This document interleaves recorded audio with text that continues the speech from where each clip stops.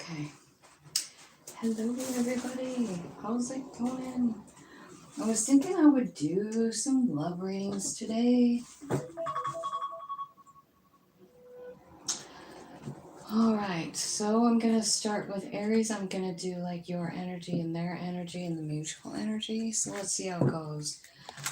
Angel spirits and guides, thank you so much. It is 1:11 exactly on the clock and 55 seconds on the timer.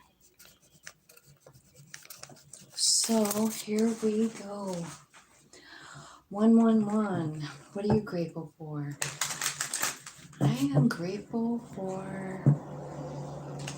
I can feel the energy of the 888 portal, and I'm really grateful I can feel that. It feels nice and exciting and energetic. Okay, so Spirit, we are gonna talk about Aries and their person. So we're gonna do person 1, the middle energy, and then person 2. So show me about person 1. How do they feel about this situation? How do they feel like about this situation here? Okay, person number 1 wants to call and say I love you.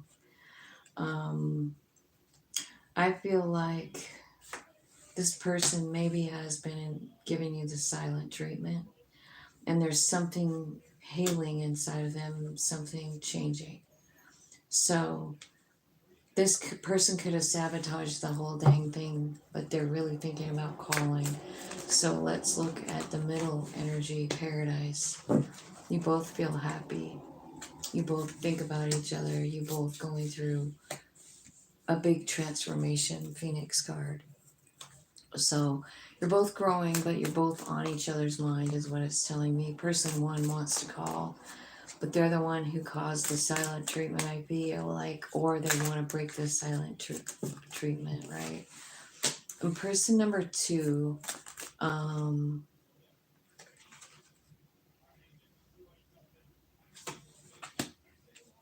person number 2 feels like this is a special relationship and it's an everlasting promise.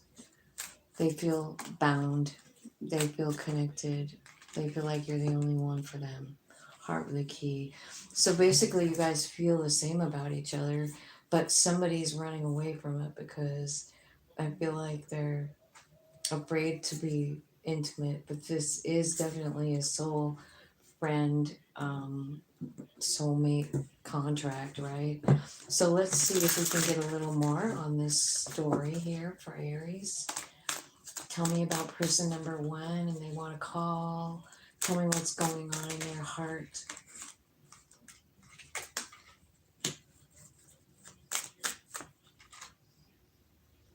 I feel like they're watching you. They're insecure about themselves. They don't have any much self-worth. Yeah, heartbreak.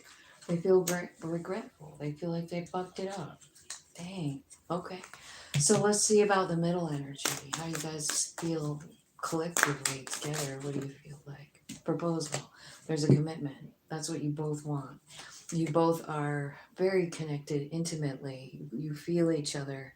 You know, this is a feeling like you know, like this is my person, right? So tell me about Cupid's arrow, wedding rings, heartbreak key.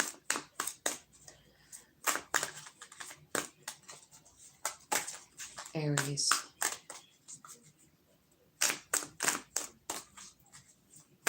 I guess I didn't turn on my chat, but I don't see anybody. Is there somebody here?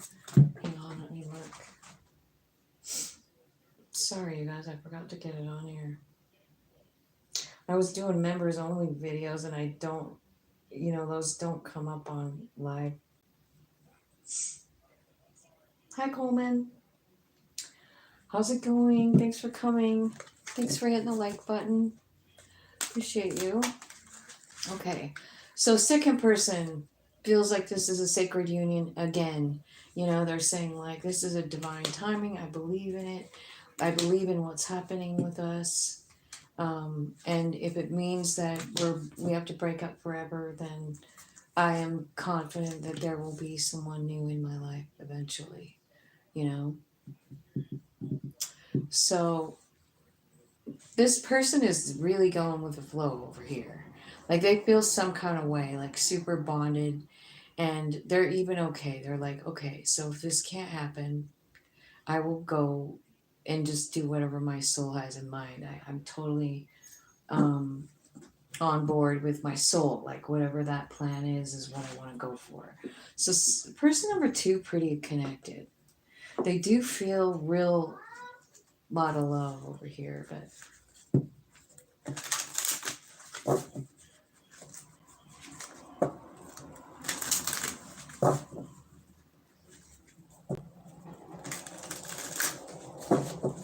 let me see what the angels have to say about this relationship. This person over here.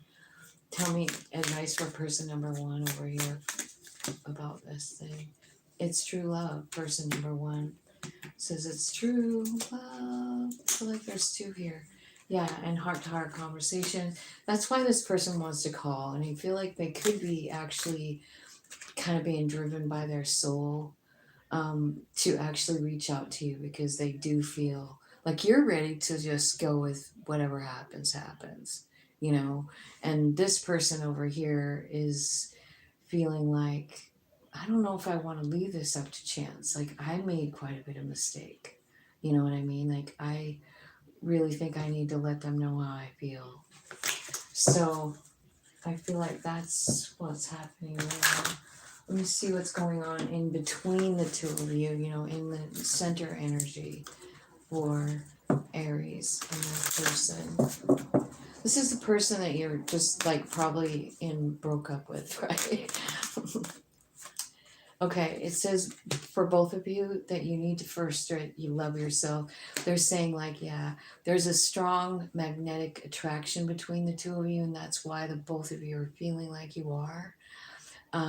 But it's super important for each one of you to focus on yourself, love yourself, and then I feel like that's when the divine timing comes in.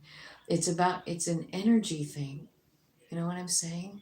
Like, look at the difference between the energy of these two people. This person over here is feeling like they made mistakes, like they have regrets. They're sitting here thinking like, God, they probably hate me. They're stalking your social media. They're insecure and they're feeling like, you know, I left because I felt like I wasn't enough, but that really I don't know how they feel, but I really kind of fucked things up, right? I really need to tell them. And this person over here is going like, I don't know. I just know that I really love them and I'm really bonded to them and that they seem to own my heart, that they don't want me, you know? And I feel like this is a new break. This is a breakup that's forever. And I'm just going to let that happen if that's what's supposed to happen. I trust my soul. Tell me what you want to tell this person over here. So there's one that's in a higher vibration because they're in acceptance. And then this one is over here in regret. Do you see the difference in vibration? Like that's why it's not together. This person over here, spirit is saying, just keep trusting us, you know? Keep trusting, keep doing what you're doing, keep loving your life, keep playing like a child, keep tapping into that soul energy, you know?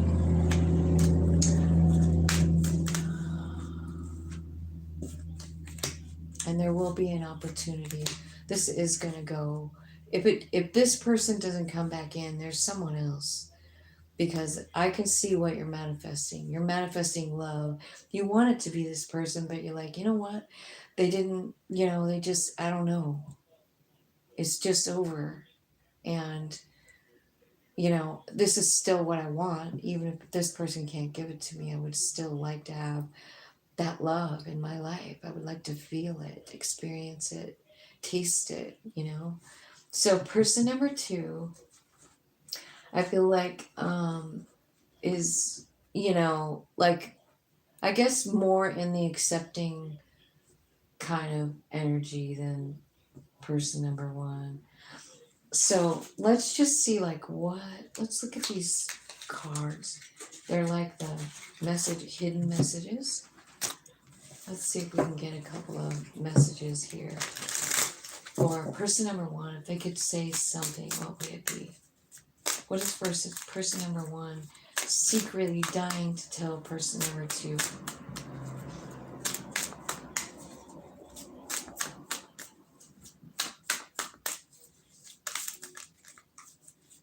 Person number one. I hope that you can forgive me. See what I mean? They sabotaged it, didn't they? And they're saying like, I hope you can forgive me one day. Well, what do you have? What does person number two want to say to person number one? If they could, if they had the opportunity to say something, what would it be? You were the best thing in my life.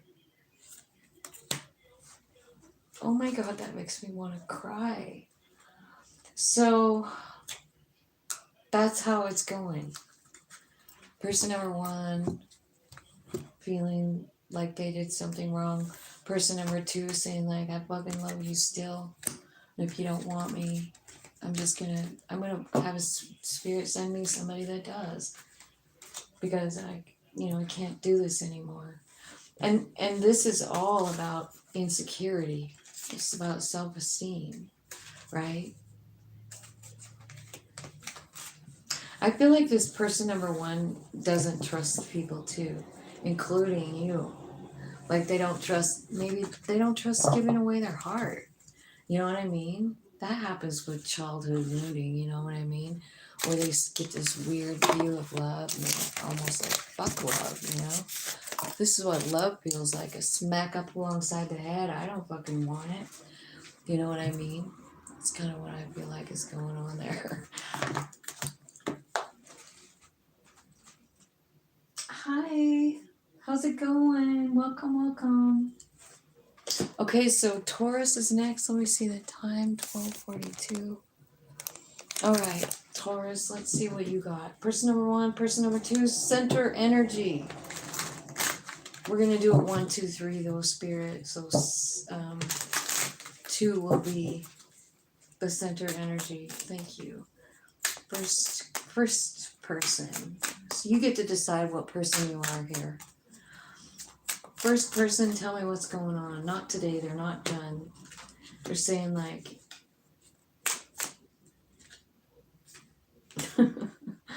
I don't know. I feel like they're thinking about you. They love you, but they're not ready to talk. They don't want to. Why not? Why aren't they ready? It's an everlasting promise. They know it. This could be somebody that you're married to, or you thought you were, gonna be married to, or it's just like this eternal love and you can feel it. You know what I mean? Like it's this bond. It's a soul recognition kind of love. It's special.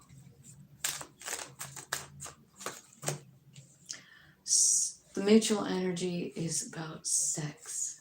You had good sex and you get along.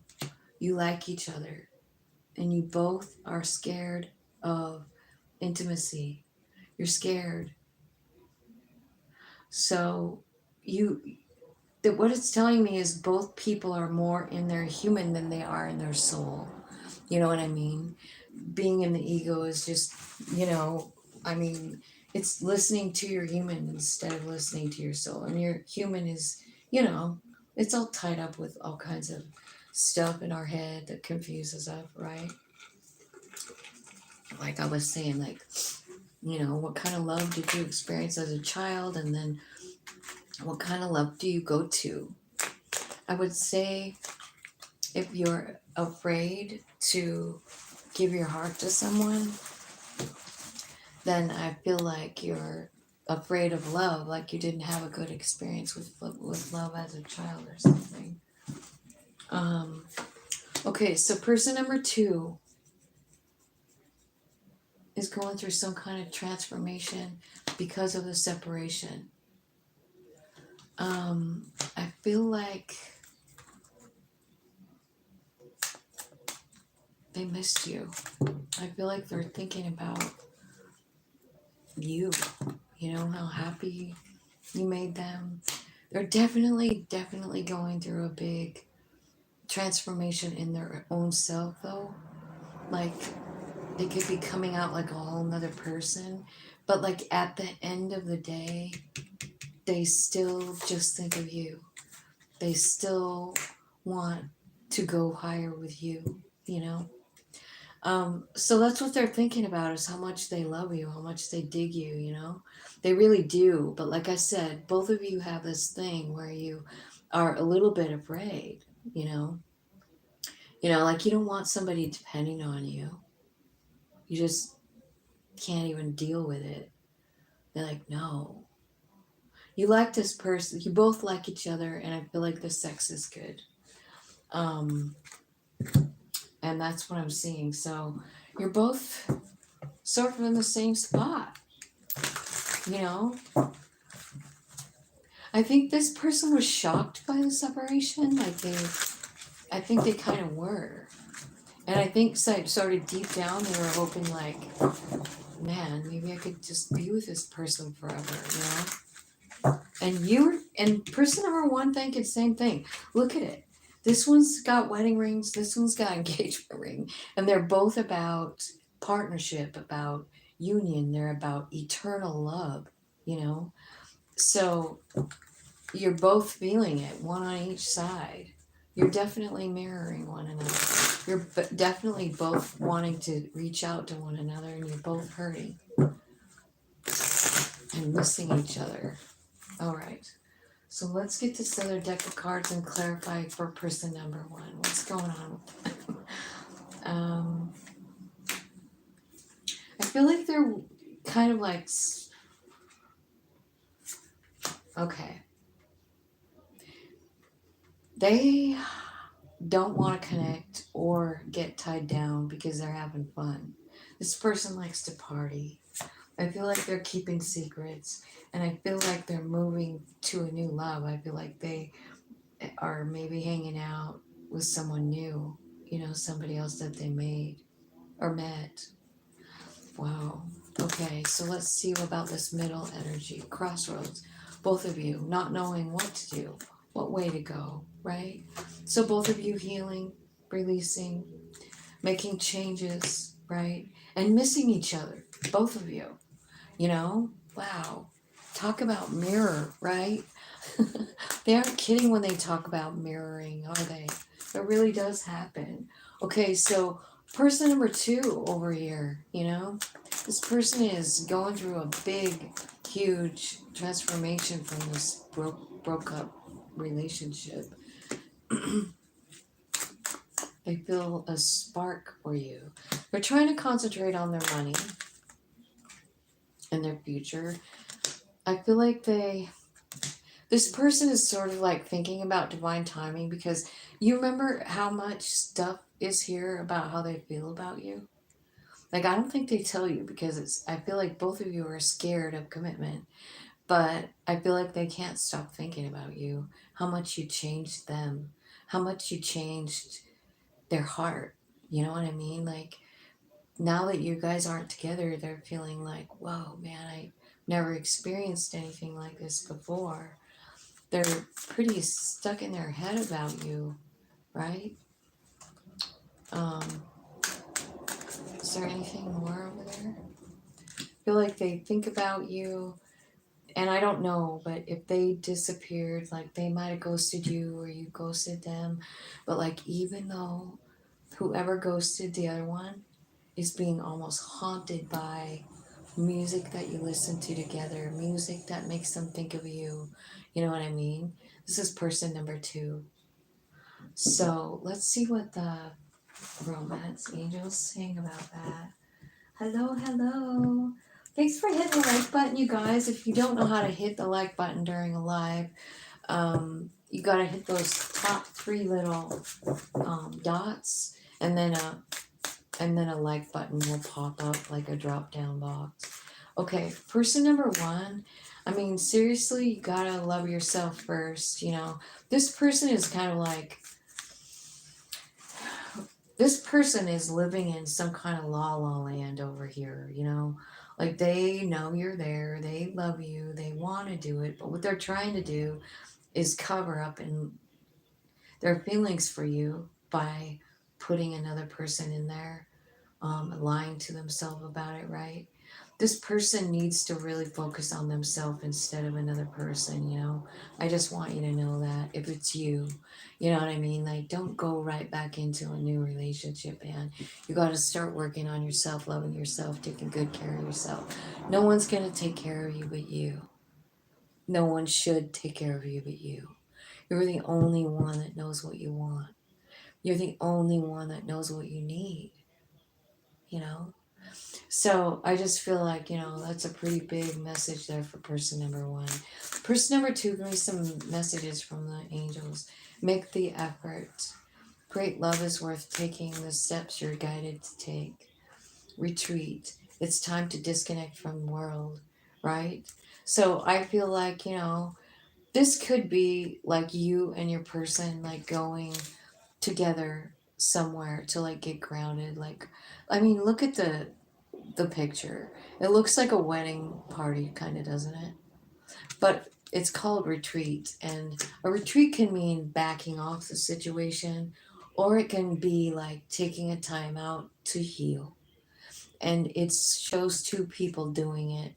So maybe there's an opportunity where you can go somewhere with this person for a weekend or something. And Spirit says if that comes up, you know, it might be a good idea. It could reset something, you know. Tell me middle of the okay, soulmate. Yeah, you guys calling in each other, and you are meant for more than you have right now. It's just I feel like the vibration just isn't quite matching or something, right? Because you both want to try, you're both calling each other back to each other. This person needs to focus on themselves and love themselves, but what they're doing is maybe they're partying, they're trying to escape their feelings, you know. And over here, I don't know what's going on over here with person number two, but I feel like they're going through some kind of really big soul transformation. Let's see what you guys would say to each other if you could or wanted to talk to each other. Taurus, number one, what do you want to say? What is person number one? It was my fault, but I blamed you. I was a distraction for your pain. Just being near you is intoxicating, right? So this person is saying, like, yeah, I fucked this up. And they're also blaming you too, in a way, because they're saying I was a distraction from your pain, so they're almost putting it back on you, saying like, you know, maybe it wasn't really love, maybe you were just trying to distract yourself from the pain, and so instead of taking their own, you know, their own part in it, like keeping their own side legit, they're kind of throwing it off on you. So it tells me they're not really done learning. So, person number two says, I wish things could be different, and I'm not available. So, person number two is taking a step back. Taking a step back.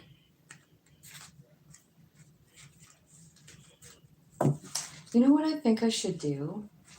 I think I should ask about what's the most likely outcome for those guys. What do you think? I feel like I should. Tell me what is the most likely outcome for these two, Spirit.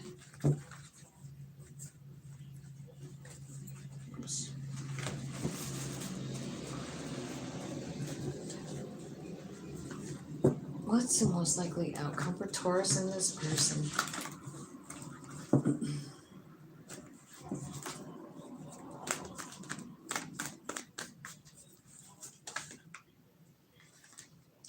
Page of Cups, the Hermit,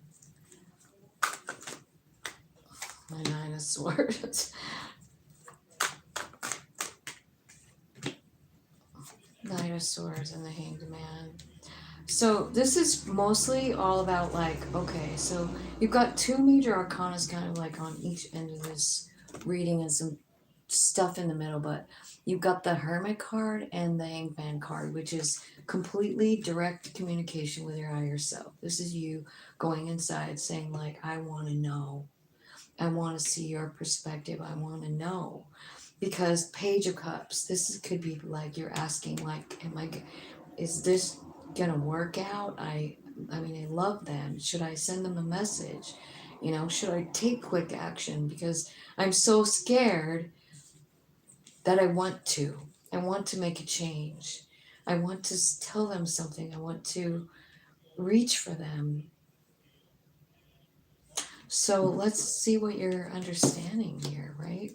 What's the Hangman showing Taurus? A new perspective about the heartbreak, about the Seven of Cups, the confusion, about a Six of Cups relationship, who is a very special relationship, as we already found out, right? Because the Lovers is here. Can you guys see this okay? I'm trying to do it so you guys can see the cards. I know it helps me when I'm watching readings. I'd rather look at the cards if I can. So, what you're seeing here,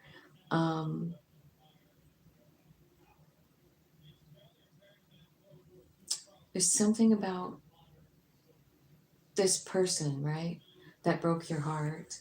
I feel like they've done quite a number on you. You've got a lot of like guarded kind of cards, you know, Seven of Wands, Nine of Wands, Nine of Swords, like a lot going on here. But what's happening is you're finding the justice, and that's what the Hanged Man is telling me. It's like, because I'm clarifying the Hanged Man. What are you telling him in the Hanged Man? And they're like, what the justice was of this relationship, you know? And basically, I mean, this relationship is kind of taking you to this place where you actually trust your soul and you're ready to trust it and go in a new direction or go in the same direction in a new manner. I'm not really sure, right? But I feel like you've been pretty heartbroken over this, Taurus, and so you're reaching to your higher self and saying like, I need this to change. This reminds me of when I was a little kid a lot, Page of Cups. Like I felt this way. I felt anxious about love. I felt anxious about sharing. I felt anxious about all of it, right? So can you help me?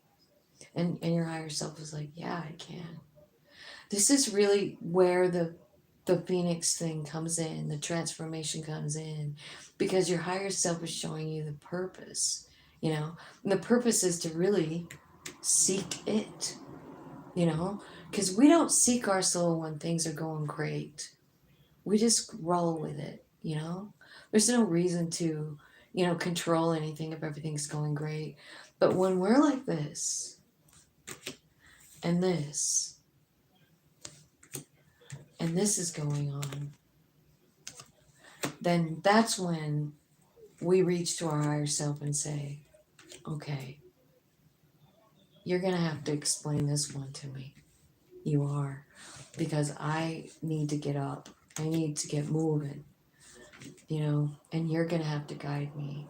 And that's what's happening. So they're showing you the justice of this relationship. So tell me, let's clarify, what is the justice for Taurus? What is it? What is it that they're seeing? Like, what are they understanding about themselves? What are they, Three of Pentacles, how strong you are and your heart. Okay, so that's what this relationship was for. I already know now.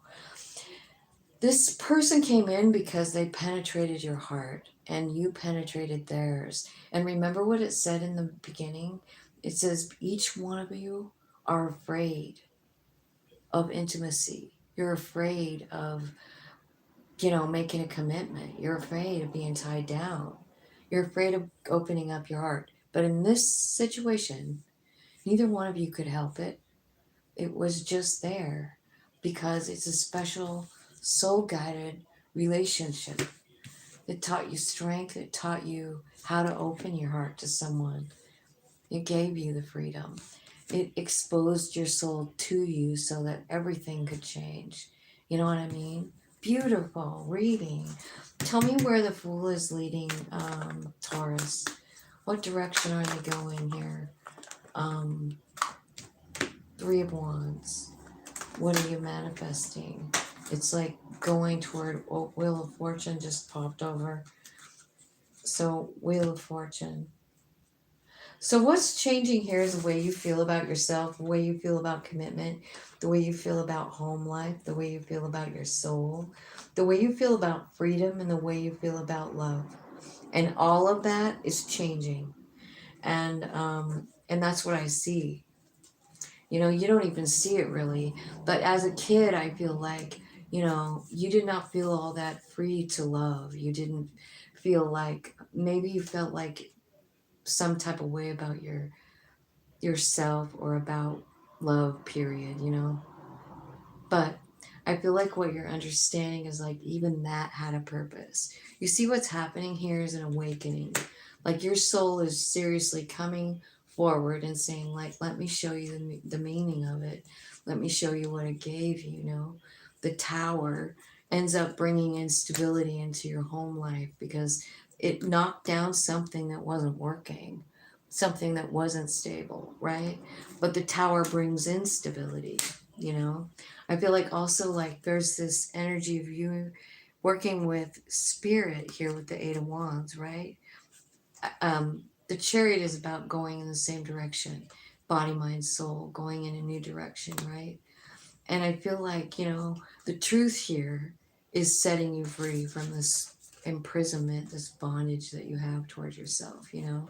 It's all kid stuff too, because that first thing was about, you know, a child.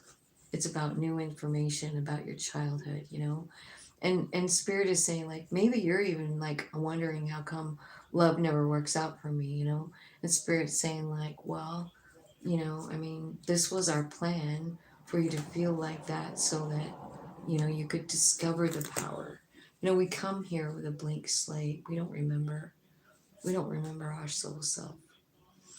So I feel like there's a kind of a getting very honest with yourself kind of energy here about love, about what it really is, and even about your childhood.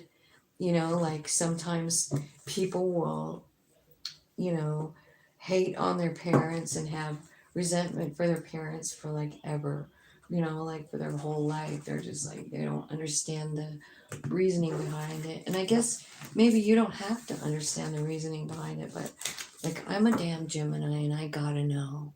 Like I can't stop until I know the real purpose behind things. So I feel like that's what the energy looks like to me. Like you're really digging, like, why is this going on? I want to know the whole truth. You know, I want to know what the purpose was, which is the justice card. You know, like when you understand that your higher self came to experience it, it changes the way you look at it, the way you handled it, all of it, you know, from childhood on up. That's all a damn plan. Okay.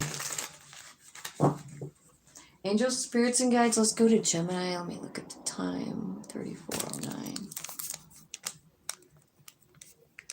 All right, Gemini, let's see what's going on for you and your person number one. Show me how person number one is feeling about this relationship. They have a decision to make. They might feel like this was a one-night stand. They might feel like you have options or they have many options. I feel like this person is trying to manifest what they want. I feel like person number one is scared of intimacy too. Like they don't wanna get tied down. That's why they have so many people in their life. This could be a codependent kind of relationship. This person could have a block on you. They could be obsessed, right?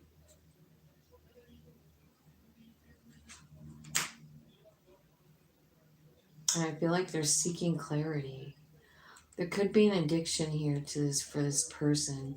This could be like some kind of fucked up relationship too, you know, because it's coming out with this codependent card, right? In the middle, I feel like you're both sad about losing each other, thinking about each other, but also trying to get back out there, trying to date. You guys are ready, you're moving on, but like you're still thinking about the person, right? You're just stuck in it.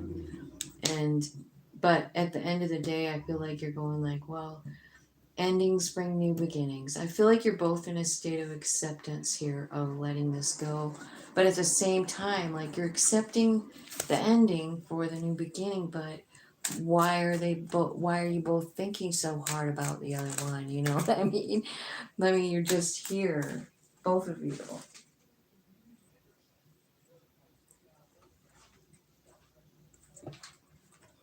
Okay, so let me see person number 2. How's person number 2 doing? Person number 2 is loving on themselves. They are working on themselves. I feel like they're going through some sort of transformation. There was some kind of tower. I feel like they're having a hard time with closure, but they're trying. I feel like they could be flirting with someone. And I think that they're honestly ready to go out there and date again. So are you, so is both people. But this person also feels like they have unconditional love for person number 1. So even though both people are trying to move forward, I feel like both people are still, you're still in each other's energy. You know what I mean? Otherwise, I guess, you know, the cards wouldn't be here if they weren't. So let's get some other deck here and see what's going on for Gemini. Can you guys see my, I'm trying to look. I should look here. Yeah, it's there. I was trying to see if you could see the Gemini sign. I feel like it helps when people click on, because it's kind of on reels, so it just rolls through, and if they can see who I'm talking to, they can either stay or not, right? Okay. Person number 1. Person number 1. The runner. The addiction. Keys on a ring. Having lots of options. Seeking clarity. This person is so insecure about themselves.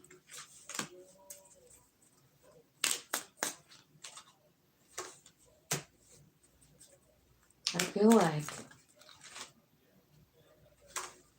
there's a lot of turmoil coming for this person. I feel like person number 1, there's some kind of an enemy. If person number 1 is you, there's someone working on this thing behind the scenes. Like, I don't know if it's a friend or like a friend of person number 2. I'm not really sure, but there's someone here that is not helping your situation. You know what I mean? And I feel like they're causing like drama, a lot of drama. Yeah, a tower moment. What the heck? Tell me about the tower. Shapeshifter.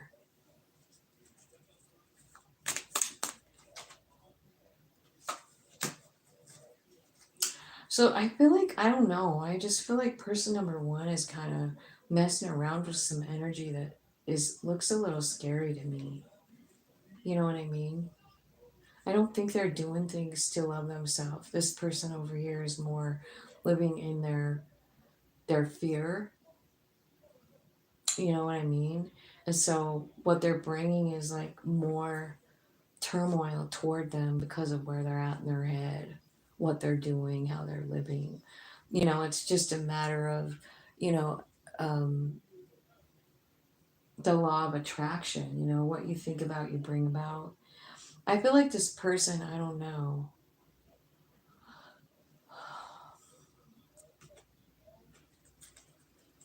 Tell me about the person number 2. Give me some messages for person number 2.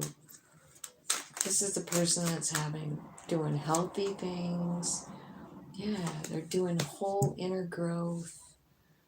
They're at a crossroads. I think there's new love coming for this person, and it's a good one. Magnetic attraction. It's a soulmate. It's gonna last too. So if you're person number 2, like, just keep doing what you're doing, because this person over here, I get it that you guys love each other and all that, but they are not even doing anything to try and help themselves. They're in active addiction or something. You know, maybe they're just into money, or maybe that's what they care about. You know what I mean? Like, it just looks to me like deep down, I mean, I don't know. I don't know. Person number 2, just keep doing what you're doing, is what I feel like. Let's see about this middle. Let's do the middle energy. You both have romantic feelings for each other. You both are afraid, and you're both waiting for the other one to call. And you're both noticing synchronicities. And the funny part is, you guys bring each other peace. You do. But I don't know about this situation. This person is very not okay. This person's not okay. I don't know what they're addicted to. Money, a bunch of people, you know, like dating more than one person. I don't know. But I feel like they have a lot of insecurities and a lot of like turmoil coming toward them. I feel like they are a person who just has random sex. You know, they don't even care who it is or what it is or whatever. You know, they're very, very much in their human. So I don't know. I just feel like person number 1 is somebody to be. I just feel like be careful. I know you love them, and you even both have mutual love, and the way you feel around each other is beautiful. I see you both feeling very peaceful. I feel like you both still kind of like wanting each other, but you're both kind of afraid at the same time, right? But you're definitely not vibing the same frequency. This person's, you know, insecure and snaky, and you over here are like, I gotta love myself.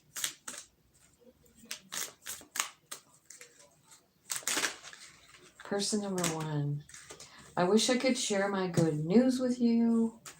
I look for you everywhere, and I remember every detail of that day.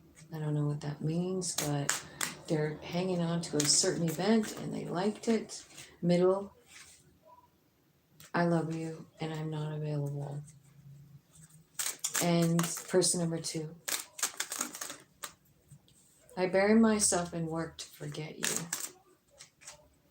I feel you even though we're apart, and sometimes I stay awake thinking about you. So, again, with the mirroring, right? So you guys both love each other, but you're both, I feel like, wanting to move forward, Gemini. So that's what it looks like to me, and I guess that is what it is, right? What's the outcome for these guys? Tell me the outcome for Gemini and their person. What's the most likely long-term outcome like? 2 of Cups, King of Cups. It's a soulmate and lots of love. And the Queen of Swords. So it could be a water sign and an air sign, right? It could be saying that. But it could be saying that someone's coming in with love and the other one is saying no. No. This thing is out of balance. Yeah, we're connected. We're soul friends. I think about you too.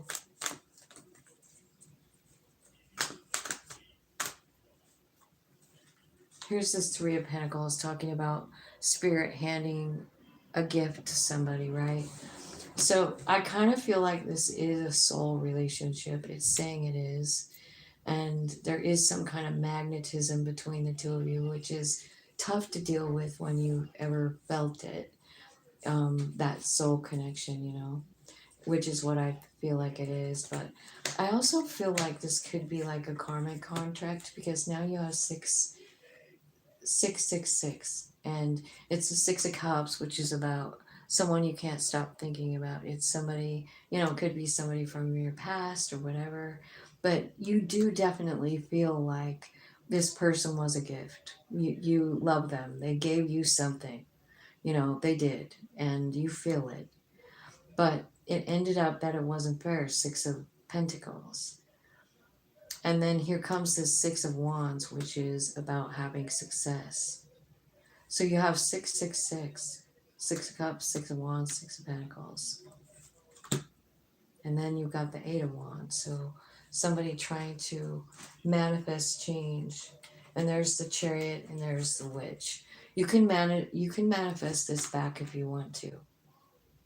Because it can be a success. It was a gift from Spirit with this card. It is. You were right. You were right. This was a gift handed to you. Possibly to get you in alignment. I see person number 2 getting the alignment. I see it happening as we speak, you know. So over the 888 thing, you could be working with that energy, the 8 energy, putting the magic on yourself, manifesting what you want. You know, maybe you're saying to Spirit, like, you gave me this gift, you know, like, can I have it back? Thing is, like, again, like, your number 2 is working toward alignment, going in the same direction with their soul, right? And the Witch card, the number 1 card, is the Magician, manifesting. You're manifesting forward movement toward this person and success. You want it to be fair. You can have this if you want. You can. You can. I see reconciliation at the bottom, as well as 4 of Wands. Like, this is a happy, stable home, a new beginning. Every single thing you want. It's all about divine timing. You guys can work together, and you can have 10 of Pentacles, Emperor, High Priestess, changing energy. It's going to happen really, really fast. So that's what I feel like. I feel like you can have this if you want to. You know what I mean? You can. But, like, I don't know. I mean, it's not going to happen until this person figures out their stuff. You know what I mean? Because they're, like, living in toxic energy right now. But they love you. But, like, you're moving. Like, you want to know what energy you're moving toward? Number 2. You're moving toward Empress energy. You know what you want. You know what I mean? And I feel like there's a new lover coming in. And I think you're going to have to ask yourself, am I going to sit around and wait for this person to get their shit together because I feel all this shit about them? Or is there someone out there that will love me back? You know? If you're loving yourself, I promise you're going to attract someone who will love you that way. And so what I want to say is it probably ain't going to be this person at this point, because this person is, I mean, they're engaging in things, you know, one night stand, you know, addiction, insecurity, right? So people that are insecure, like, sometimes when I read these cards, it kind of explains things to me, you know, about my own life. Because, like, I mean, have you been in that cycle where you're always with somebody and they never ever hang around? You know, like, even they'll marry you, you can have some kids with them and everything, and then all of a sudden they're sleeping with your best friend or something, you know? And you know, that's really kind of like a really big sucker punch in the gut. And then you wonder why you would ever want somebody like that back. You know, I mean, there's something wrong with your self-esteem if you want somebody like that back. Just saying. Cancer, 49. Cancer, what's going on for Cancer?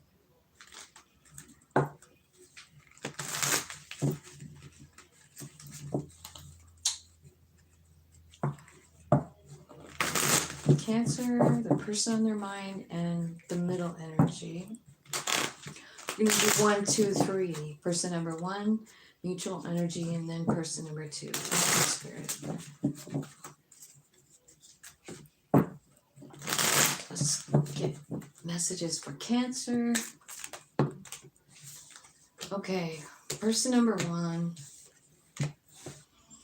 is going through a major transformation, and they can't stop thinking about the past. They could be thinking about you. Maybe they got something you gave them and they're looking at it. I think they want to call. I think they're getting ready to call. They want to call. Middle energy, the clock. Need time, takes time. Cycles, time to heal and progress. The date card, meeting someone new. Yeah. So both of you kind of thinking like maybe it's time to move forward, you know. The Phoenix is here, so there's a new set of circumstances, or somebody's changing their mind because they sabotaged it and they realize like, damn it, this is repetitive. This is like going around and around and around, right?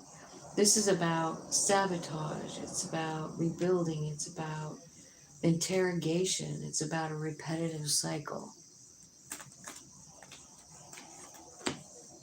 Person number 2 feels like this is an everlasting connection, but they also feel like they could have a block up against person number 1. They might think that there's an obsession going on here for either person, right? So they put a block up going like, get out of my fucking energy, right? Like that's gonna work. I feel like person number 2 wants to be enough, but they feel like they're not. They feel like they're not. So person number 2 has a lot of love, but they feel like they're not enough. Person number 1 is feeling like, I can't stop thinking about this person. You know, that's what's going on. In the middle, you guys are going through a transformation. It is about divine timing. And I feel like this is a cycle, you know. It is. It's a cycle of sabotage, get back together. Sabotage, get back together, right? Okay, so let's look at person number 1 over here. Hello, how's it going?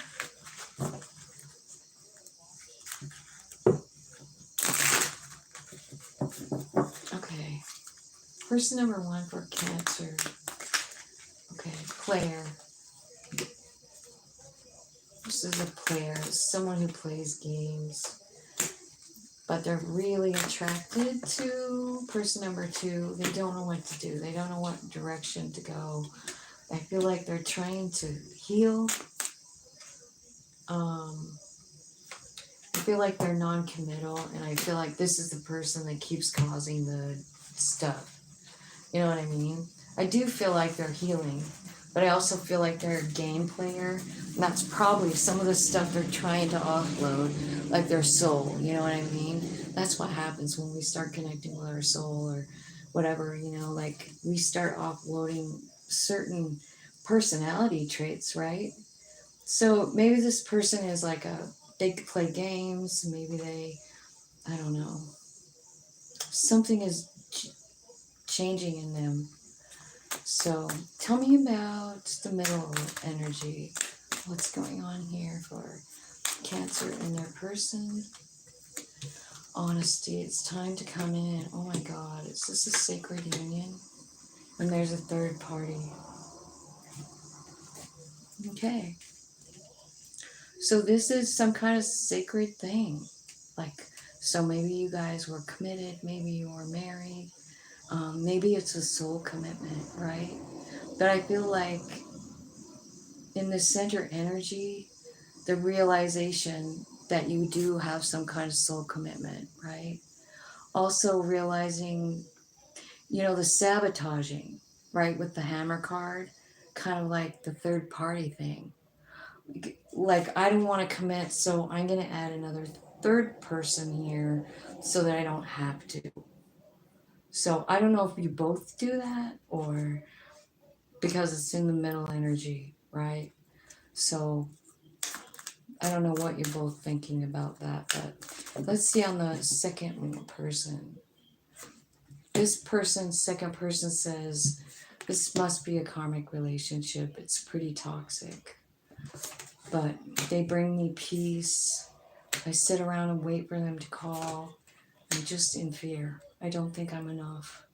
I don't fucking think I'm enough. And I fucking seen signs about them all over the place. Synchronicities, right? So you could be seeing like numbers, you know what I mean? Like 1111 or 111 or whatever, you know, any kind of numbers could be sending some kind of messages. No? Okay. Oh my gosh, it's super hot in here. Is it hot where you guys are at? Fuck, I don't know what degree it is in the house, but it feels like it's like 1,000 degrees.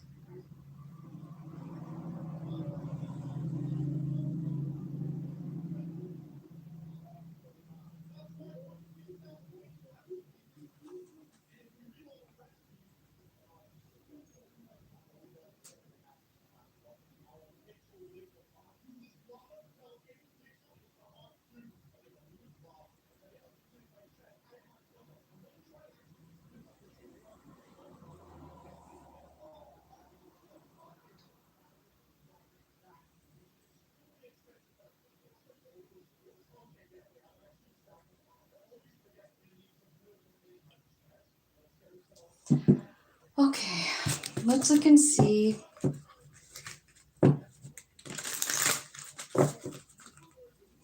what messages is going on here. Person number one, what do you want to say?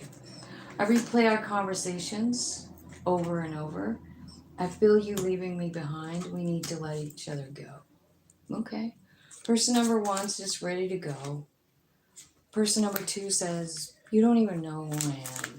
I didn't even tell you who I really was. You have no idea. I remember every detail of that day, and I know I was a distraction from your pain that came out for somebody else. Tell me about the middle energy. Both. I hope you can forgive me. Both of you want that. So, that's what's going on for you guys, Cancer. Like,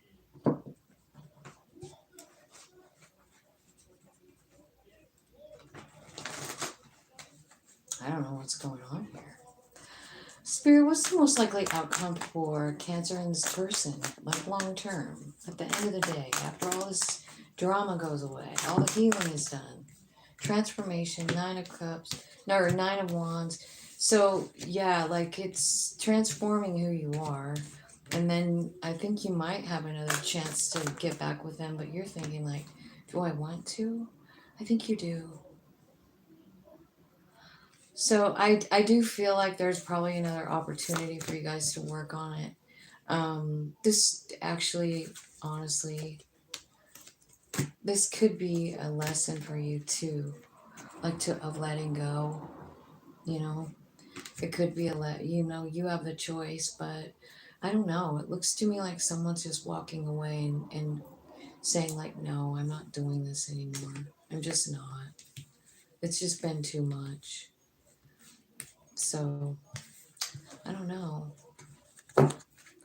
I kind of feel like person number two's manifesting someone new. I really kind of do. But person number two, you don't really think you're enough. So I'm going to tell you right now that if you're trying to call in someone new, you're going to get the same kind of person, the non committal, the person that brings the third party and all that shit, because of the way you feel about yourself. Because I can see right here you feel like you're not enough, whoever this is. Like, you know what I mean? You're living in a fearful state. And so, you know, until you clean up your energy, then by clean up your energy, what it's about loving yourself. It's about putting yourself first. It's about not watching your phone, you know, It's about getting up and doing something for yourself. You know what I mean? Obviously, if this person put you in third party relationships, you know, or unless you're the one that did it, then I don't know. I just mean, I don't know. I feel like this relationship looks toxic, Cancer, whatever it is. And it is a cycle that needs to be fucking switched. So I feel like the way to change a cycle, and we're in that energy, we got the 888 portal like in a couple of days, right? That's pretty magic energy, guys. What are you going to do with it? Have you thought about it? What are you going to do with all the energy that you're receiving, you know? Big changes coming in. Leo. 101. How are we doing? Hey, Dan. Uh,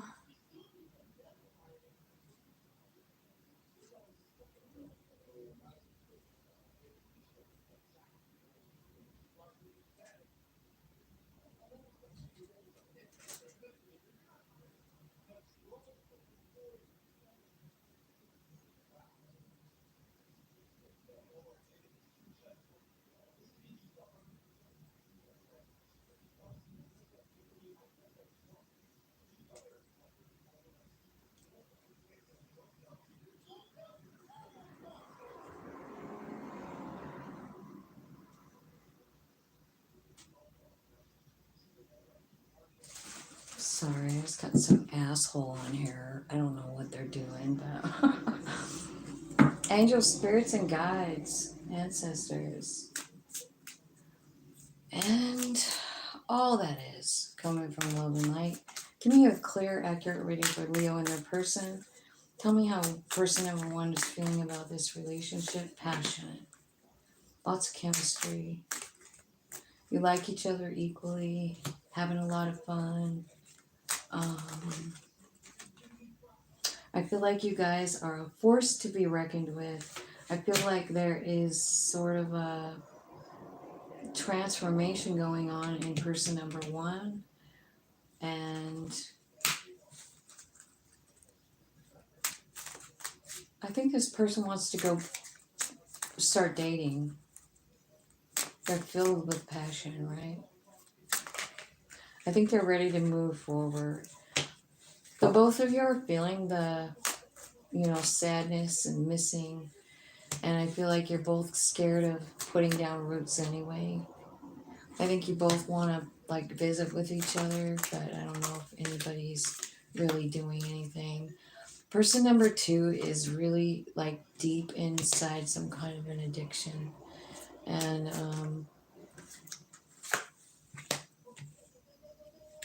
I think they're trying to like not show it,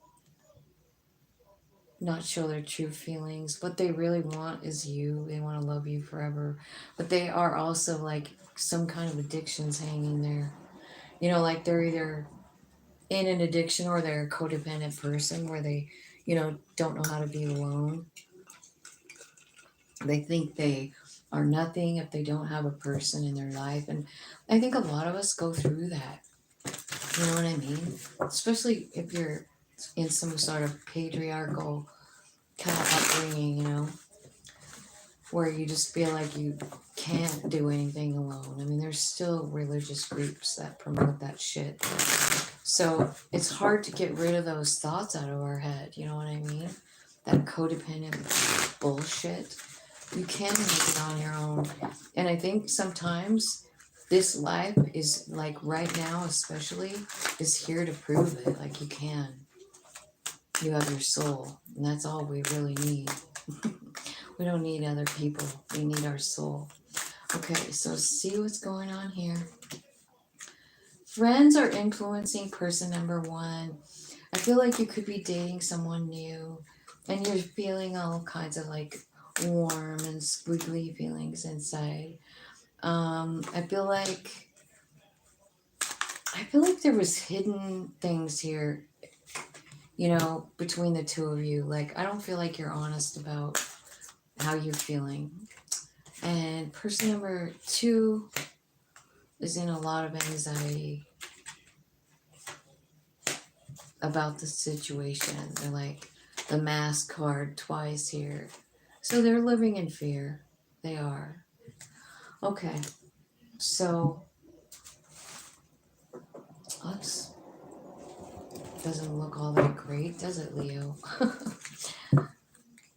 All right. So if person number 1 could say to something to person number 2, what would it be? Person number 1, what would they say?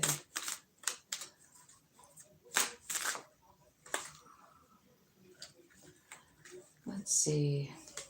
You and I were too young.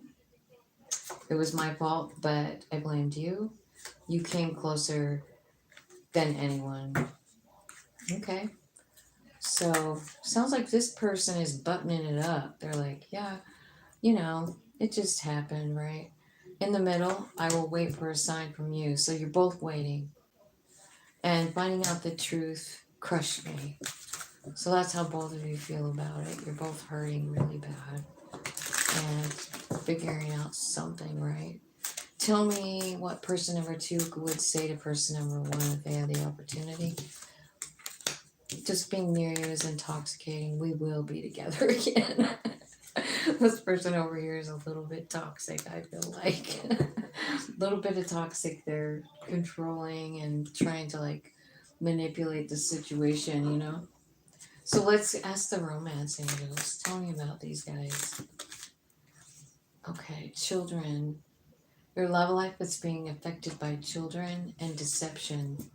So this could be about somebody just being, let me see.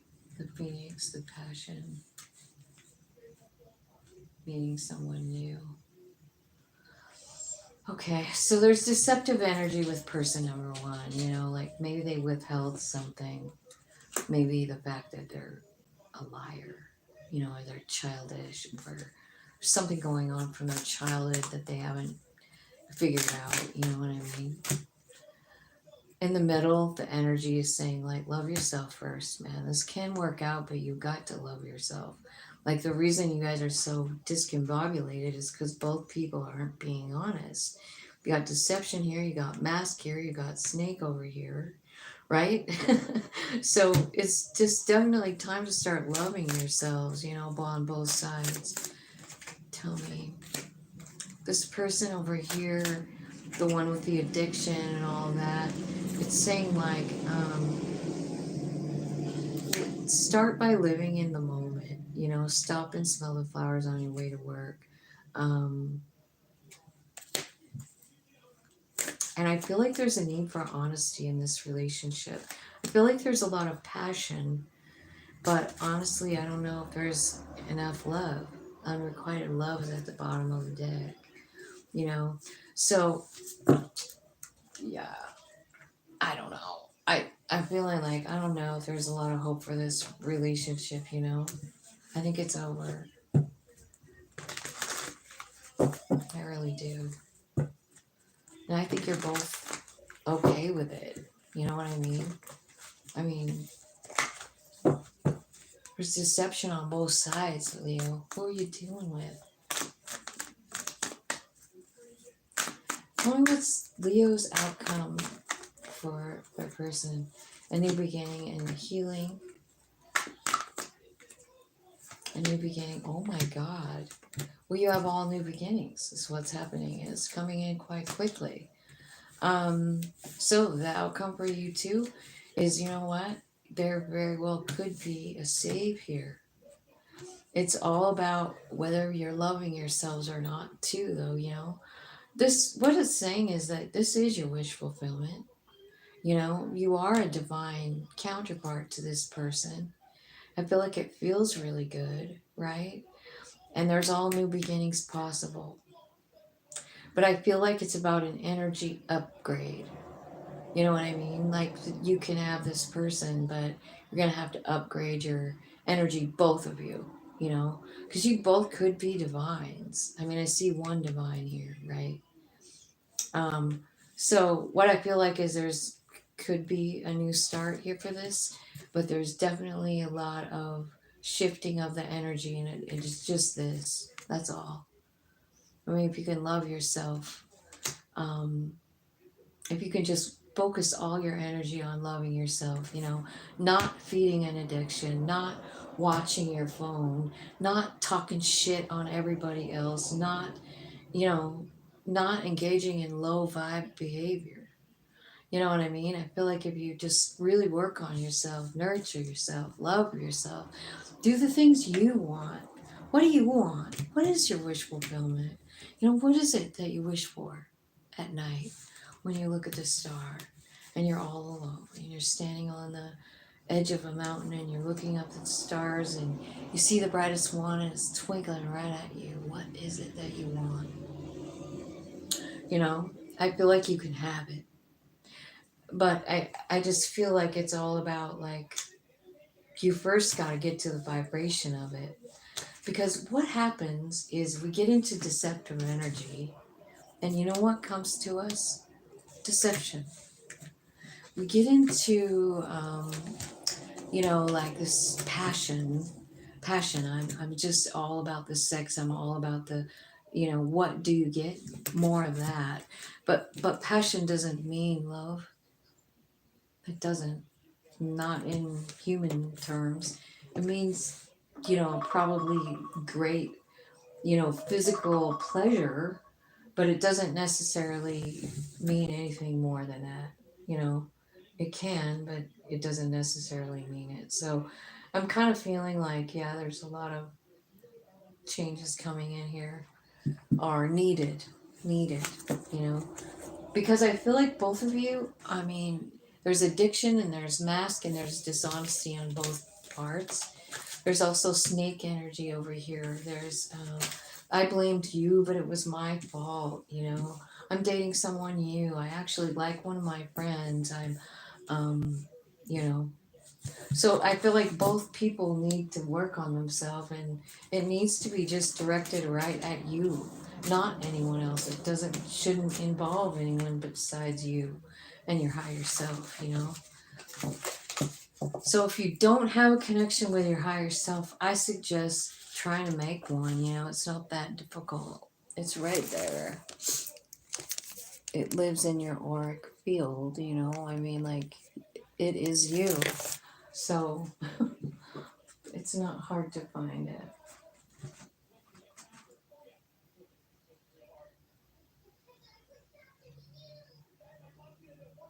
Bye.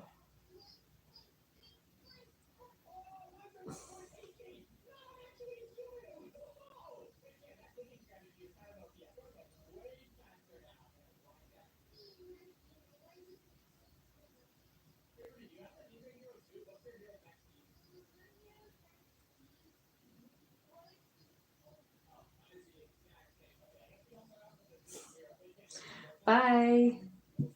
Sweet dreams. Okay, Virgo.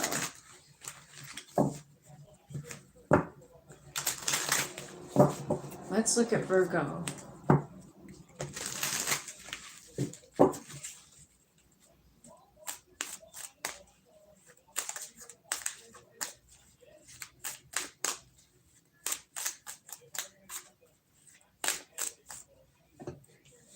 Person number 1 loves you. Loves person number 2. Sad about the separation. And they're working on healing their heart. Middle energy.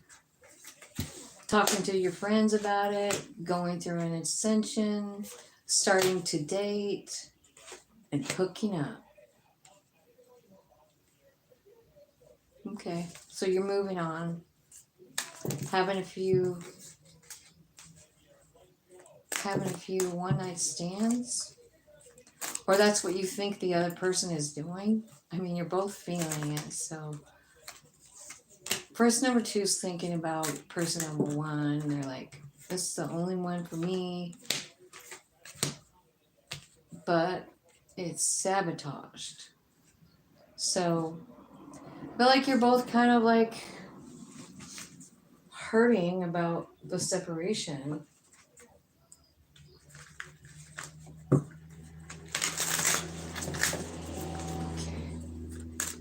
Virgo, tell me about person number one. This separation was a divine intervention for person number one. And person number one's meeting someone new because I feel like they figured something out about person number one. I mean about person number two. I think this person is trying to just find some inner peace. They're healing themselves, they're traveling, they're doing new things they've never done before. Tell me about the middle energy. Tell me about this. Okay. So somebody's hiding, not showing their true self. Maybe both of you, because it's in the middle energy, right? I think you both want to rebuild. You both want to reconcile, right? The masculine has regrets. They've made mistakes and they're hurting. They're really in a lot of pain about it. Third party, toxic, and blocked, right? Okay, so a lot going on in your relationship. There's cheating, there's toxic behavior, there's lies. You know, let me see what's going on with person number two for Virgo. Honesty, something about money. They feel like they have to watch their back because there's competition in a marriage, and this was sacred, and they're like, why do I have to compete for my own person, my own sacred union? Okay, so there's a lot going on here too. This is interesting reading, right? All right, so let's see what the romance angels have for person number one. Person number one. Love yourself first, person number one. Center, both really attracted. Maybe you guys have kids together. Person number two wants new love. They forgive person number one, but they're over it. They're over it. They want someone new. They're just trying to gather themselves together. They're over it. Okay. So let's go to messages. Person number one, I wonder if you're happy without me. I know I was a distraction to your pain, from your pain. I remember every detail. I lost myself for a little while and I hid who I was. I hid who I really am from you. Holy cow. Big confession there. Center, you're both waiting for the other one to give you a sign. You both knew exactly what you were doing every step of the way. You're both needing forgiveness, asking for forgiveness. Person number two, what do you want to say? I hide behind material things. I want to feel that way again. You don't know how hard it was to let you go, and I replay our conversations over and over. So, a lot going on in your guys' relationships, right? All right, so tell me what does the end of the day result look like? Waiting.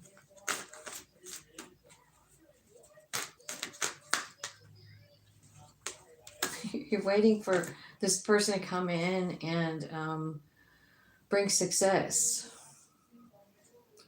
Wheel of Fortune is here too, and the wish fulfillment. So the most likely outcome is that you don't see it coming. I think you're waiting and waiting and waiting. And then here comes the person in with a love offer, hoping for success, wanting for success, right? Wanting 9 of Cups, wanting happily ever after.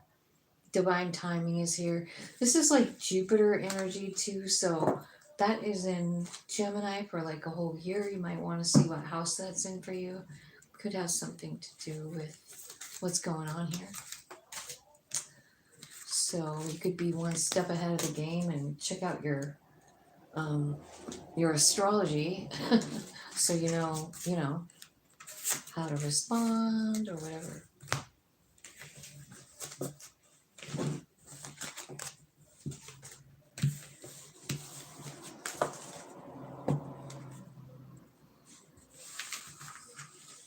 All right. Well, Libra is next, and it's 120.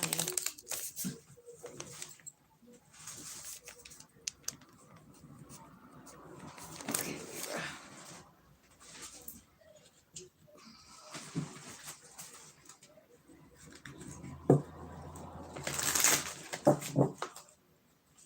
Angels, spirits and guides, ancestors, archangels, ascended masters, and all that is.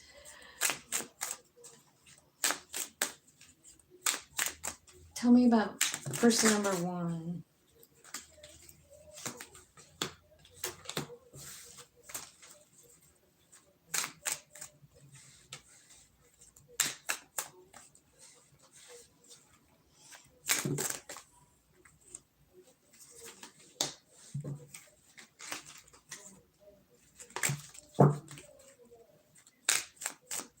Person number 2. Too many.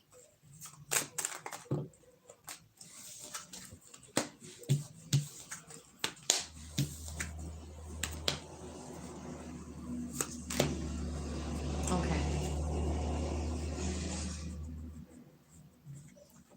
All right, Libra. Person number 1 is trying to keep positive and manifest what they want, trying to stay in gratitude. But they're also wearing a mask. They're not really being legit. They're hiding something. And I feel like they're actually being kind of tricky, even playing some kind of game in some kind of way. Like, you don't see it, I don't think. In the center here, your mutual energy toward one another is unconditional love, and also doing self-love and self-care, taking care of yourself, working on being happier, trying to draw in good energy. So I feel like, this person's hiding something. Like they got a trick up their sleeve, like they have a plan, like they have a game plan, a strategy. And person number 2 is like looking at pictures and missing person number 1. They're feeling nostalgic. They want more. They don't want it to end, But they're also thinking about the keys on a ring, like saying, like, I don't know if, like, person number 1 has a lot of options, is what it looks like to me. And I don't know. This person feels like there's something wrong with them. Person number 1's a player, person number 2 is not. And I think that person number 2 kind of wants this person, and person number 1 is seeing like other people, at least 3 people. And I think they're acting like they're one way and they're not, like they're hiding something. Yeah, something going on.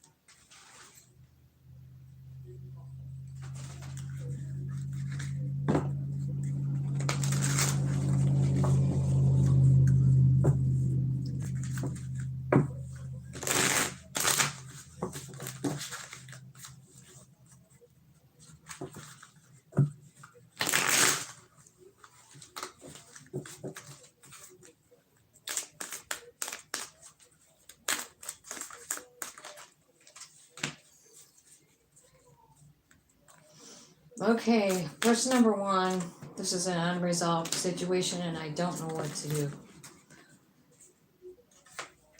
Taking a chance one more time. I wonder if this person gambles. could be for a couple people, right? Maybe there's a gambling problem. Or this person just constantly looking for something better. That's what it looks like. So what they're gambling with is you. You know, I mean, unless you're this person. Person number one's gambling person number two, right? And I don't think person number two knew about it, but they do now. And they're like, I don't really understand. You know, I don't really understand. I can understand that. I understand how you're feeling, person number two. Okay. So in the center here, where you both want a reconciliation, you both want to rebuild.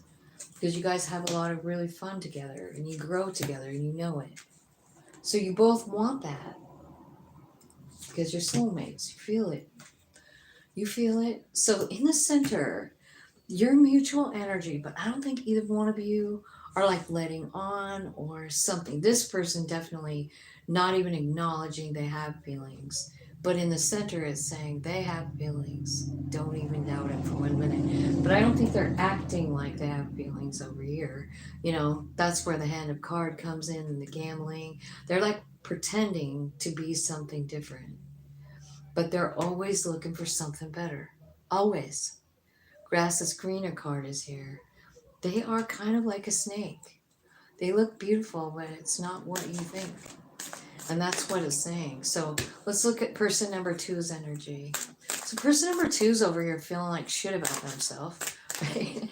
Because they are with somebody one more time that cheats, you know, that they're not good enough for. And they're like, what the fuck is wrong with me? You know? So they're reading between the lines. They're looking bigger. They're looking at a bigger picture. They're noticing, you know what they're noticing? A pattern. They're noticing a pattern in their life. I feel this person could actually go on a trip or go on a little mini vacay. I think they're really trying to like change their vibe. They're trying to experience new things, fun things. They want something different, you know, because they realize this is a cycle. They realize divine feminine energy. I'm a nurturer. I'm a nurturer, and I'm a divine feminine, and what I deserve is a divine masculine, you know.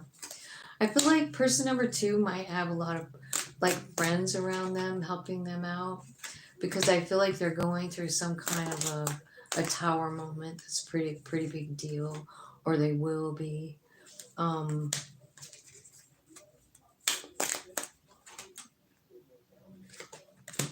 Person number two is done. Person number two is done with this relationship. No second chances. They're fucking done. Because they're figuring it out. You know, like all of these cards are saying, like, they're figuring out, like, wait a minute. This person just treating me like an option? I'm a fucking empress. That ain't gonna work for me. That ain't gonna work for me at all. So maybe this person's going on a trip, trying to like gather their thoughts, gather their feelings, figure stuff out, tap in. But they're figuring it out all right. And they're done. They're saying goodbye. They're fucking over it. So let's what the angels say. Hey, person number one, it's okay to love. It's safe for you to love person number two. First of all, open your heart, you know? Be honest. Open up your heart. Tell how you feel. Take person number two somewhere, person number one. Take them somewhere. Show them how much you love them. God damn it. Tell me about this soulmate thing. You guys need to get to know each other better. I feel like this is a divine time situation. So you're probably not wrong about the connection that you feel, but there's a lot of growth that has to happen. And that's why this divine timing card is here. And you want to know what it's contingent on, this reconciliation? It's about loving yourself, both of you. This is mutual energy here. So getting to know each other. How about getting to know yourself first? You know, like, who are you really? You know, like, do you know?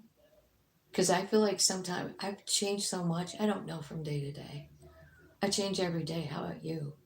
So it's saying like this energy in the center is like for both of you, like play. Get into that childlike energy and play because that's what brings your soul forward. You know what I mean? And then guide you to where you want to go next, where it wants to go next, where your higher self has planned, right? First and number two, Spirit is saying, like, yeah, you feel all these kind of ways because you've been with this person before. You've loved them before, you've made love with them before in other lives. That's why this feels so important to you. That's why it feels special, right? So that's why you put so much effort into it, you know? Spirit is saying, like, it is time for you to, like, free yourself from this shit, you know? Free yourself. Remember this.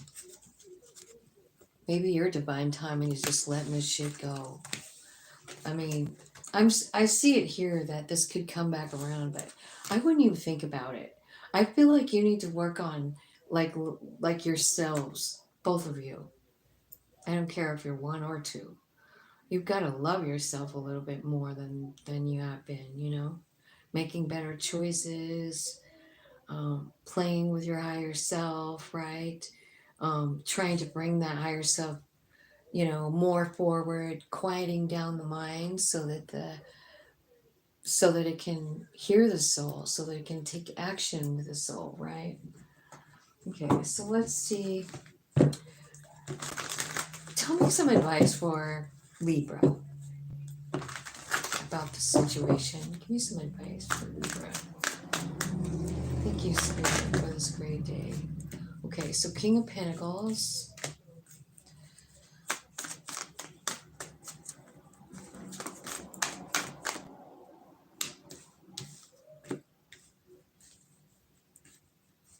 It's telling me to move on. It's telling me that once you really understand your own value, you're not going to put up with this shit. You won't. That's not who you are, you know. This person probably was a past life relationship. They probably came in to teach you something, you know, maybe independence, maybe self-value, maybe self-love, maybe how to transmute energy. Could be a million things they taught you, right? So I feel like, yeah, I feel like it's time to wind this one up, Libra. So if this made sense to you, person number one or person number two, I feel like, I don't know, I'd table this and stop thinking about it if you can, you know, give it up to your higher self and just say, you know what, let's work on me. And then whatever happens with this other thing is okay. Like, I don't care anymore. Even if you do, I mean, I know you care.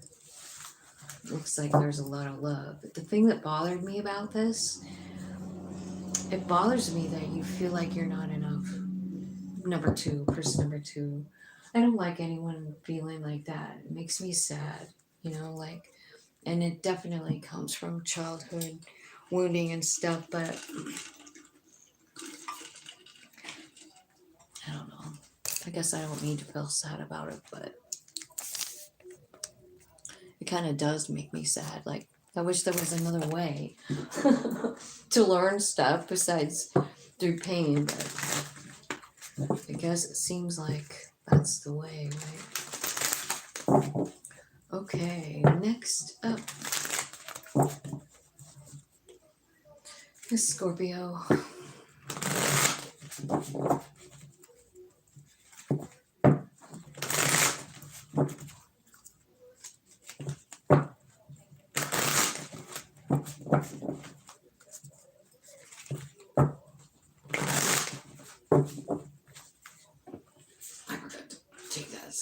Okay, Scorpio, angels, spirits, and guides. Person number one in the Scorpio love situation. Tell me how they're feeling. This Person number one is keeping very positive. They're living a life of gratitude, trying to manifest more things to be grateful about. I feel like this person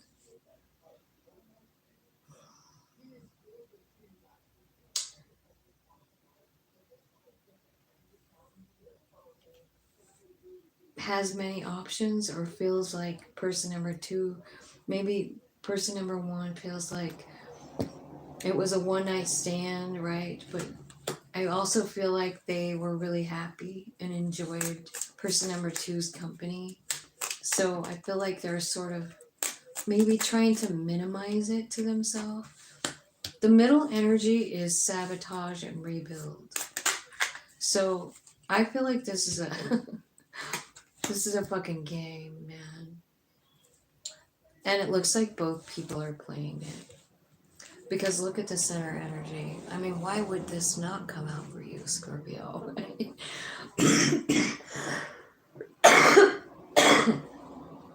So the game is sabotage and rebuild, rinse and repeat, right?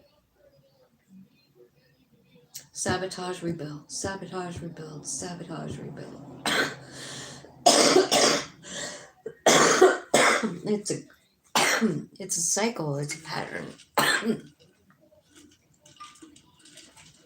it's a game. And it's risky.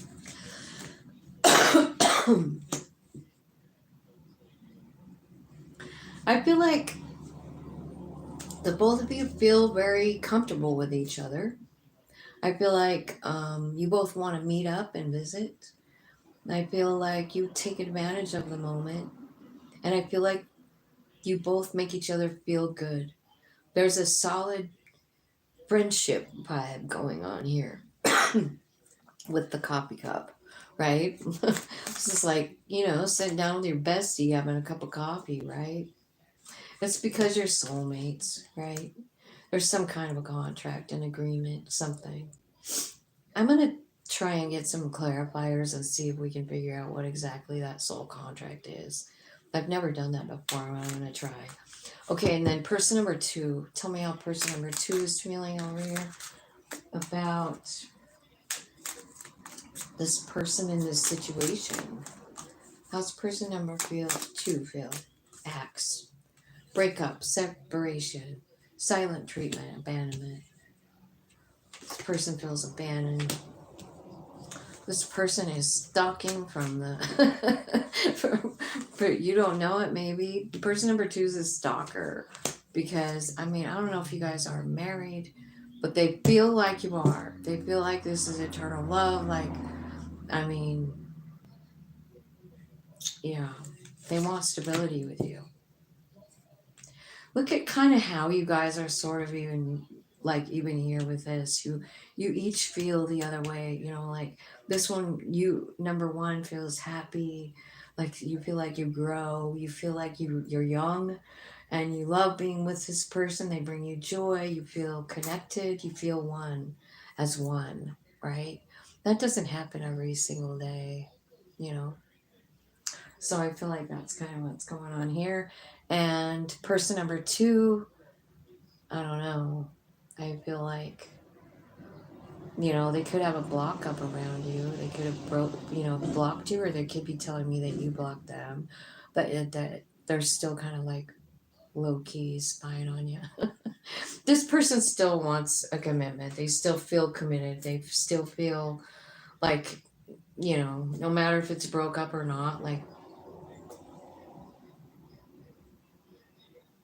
they want to grow it. They feel like it's a permanent thing. Unconditional love, totally. That's how this person, two cards saying that. This person feels this soul connection really crazy, crazy, crazy, like on steroids, Okay, so I feel like that's what's going on with you guys' energy. Let's pull some more cards for Scorpio. Clarify person number one for Scorpio, please, Spirit. So person number one is dating someone new. I feel like, there's no contact. This person is having no contact. They're being very quiet. They're blocking. They could be heavy in addiction. Addiction card is here, right? And this person is done. They're like, no, this is not happening anymore. I'm fucking over it. The grave card, no second chances, right? They're off and running onto somebody else. Scorpio, person number 1. I don't know if that's you or your person, but somebody is walking. And this energy in the center, you guys quietly keep your feelings to yourself and love each other from afar. You're both heartbroken and you're both not saying anything about it. I feel like there's a big tower coma coming in between the two of you in this energy, both of you at the same time. What the fuck? What's happening? Okay, it starts by missing each other and wanting each other.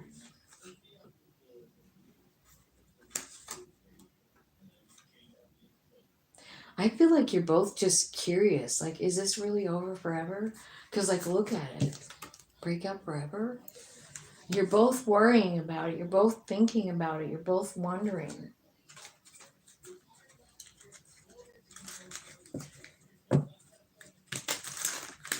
I just saw a card that says it's not what it looks like.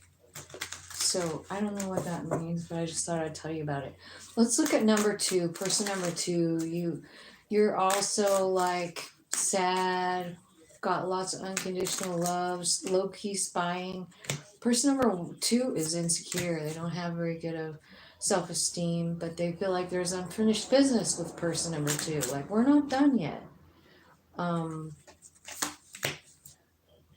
Toxicity. Person number 2 is like, yeah, it's toxic, but I'm not done. I know it's toxic. I don't hate it. I don't know what's going on there.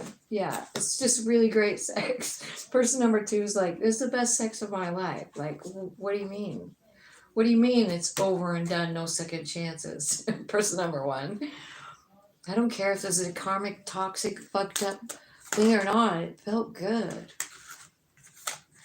I feel like this person over here's got a little bit of healing to do from this. Like, I feel like,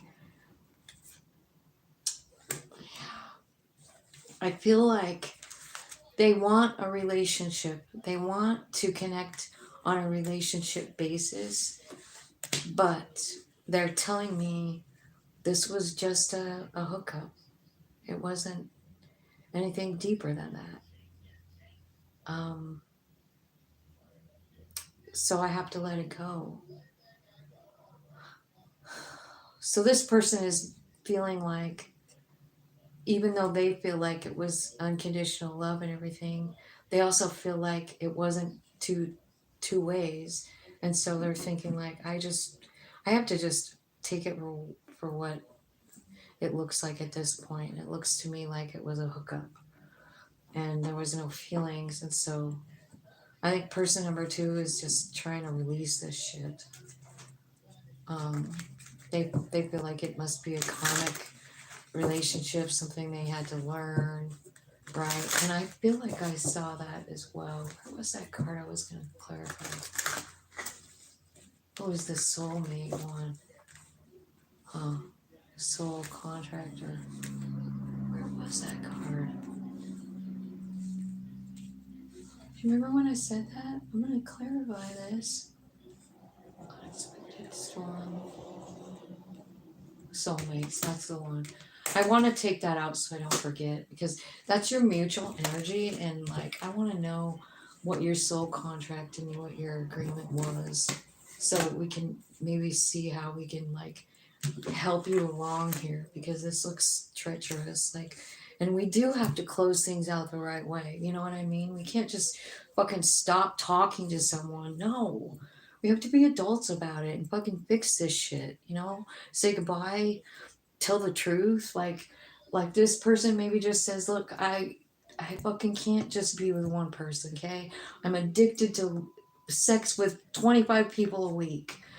And I mean, you get to decide here, like, okay, I don't want to be one of the 25 people. And in the center, maybe the center energy is like, yeah, like this just isn't going to work, you know? But everybody deserves the truth, you know? Because this person over here is feeling like unconditional love. I want to love this person forever. They're my strength. They're making me happy. I feel so great. Um, I want to connect with them. I want to be more than that.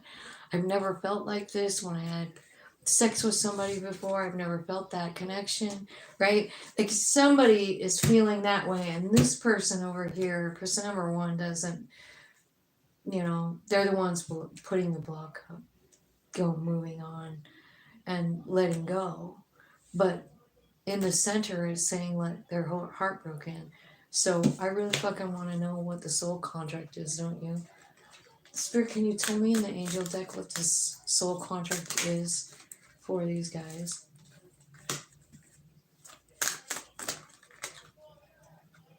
It's about codependency and a family lineage of an issue of that. So it could be about addiction, and I do see addiction right over here. So it's coming out 2 times. And so your soul contract is maybe about healing up that codependent kind of love, that kind of, you know what I'm thinking of is like the thing that seems most common, at least in the way I grew up, alcohol, alcoholism, you know, like a drunk parent, somebody who drinks too much, and then it seems normal. That is your life, you know. And when you're involved in any kind of family issue, and I see that that's here too, like part of this is about addressing it, whatever that addiction was in your family, because this person and you are blasting through some kind of childhood thing. And I would say it's a good chance that you both have the same addiction with this codependency. You know what I mean? Like you both grew up with the same kind of thing. And it's all about loving, you know, because when you're in a family that's like addicted or whatever, which is what it's saying, right? And what I'm clarifying is like, what is the soul contract between these two people? I've got such loud ringing in my right ear. Is it about the soul contract? I feel like the soul contract is about working through the codependent thing and like having those codependent feelings like I'm not enough, or I can't love somebody because it feels bad, right? Like because it hurts, you know. And this connection is helping you blast through that and like redefine love.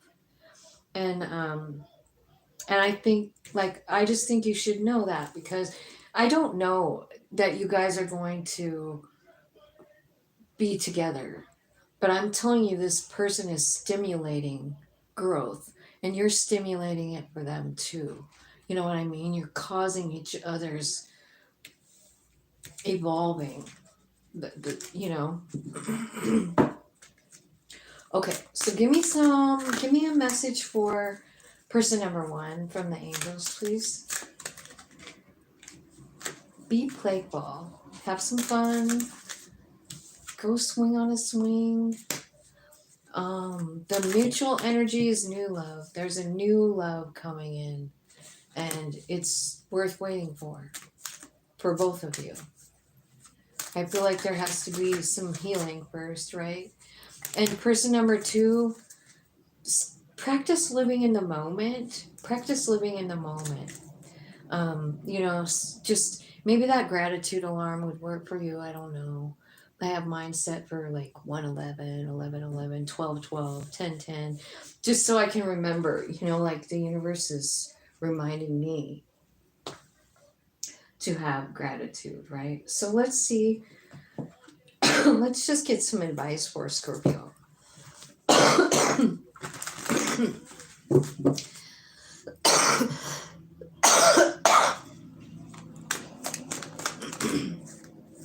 Two of Cups. Advice is Two of Cups. Three of Pentacles and Two of Swords.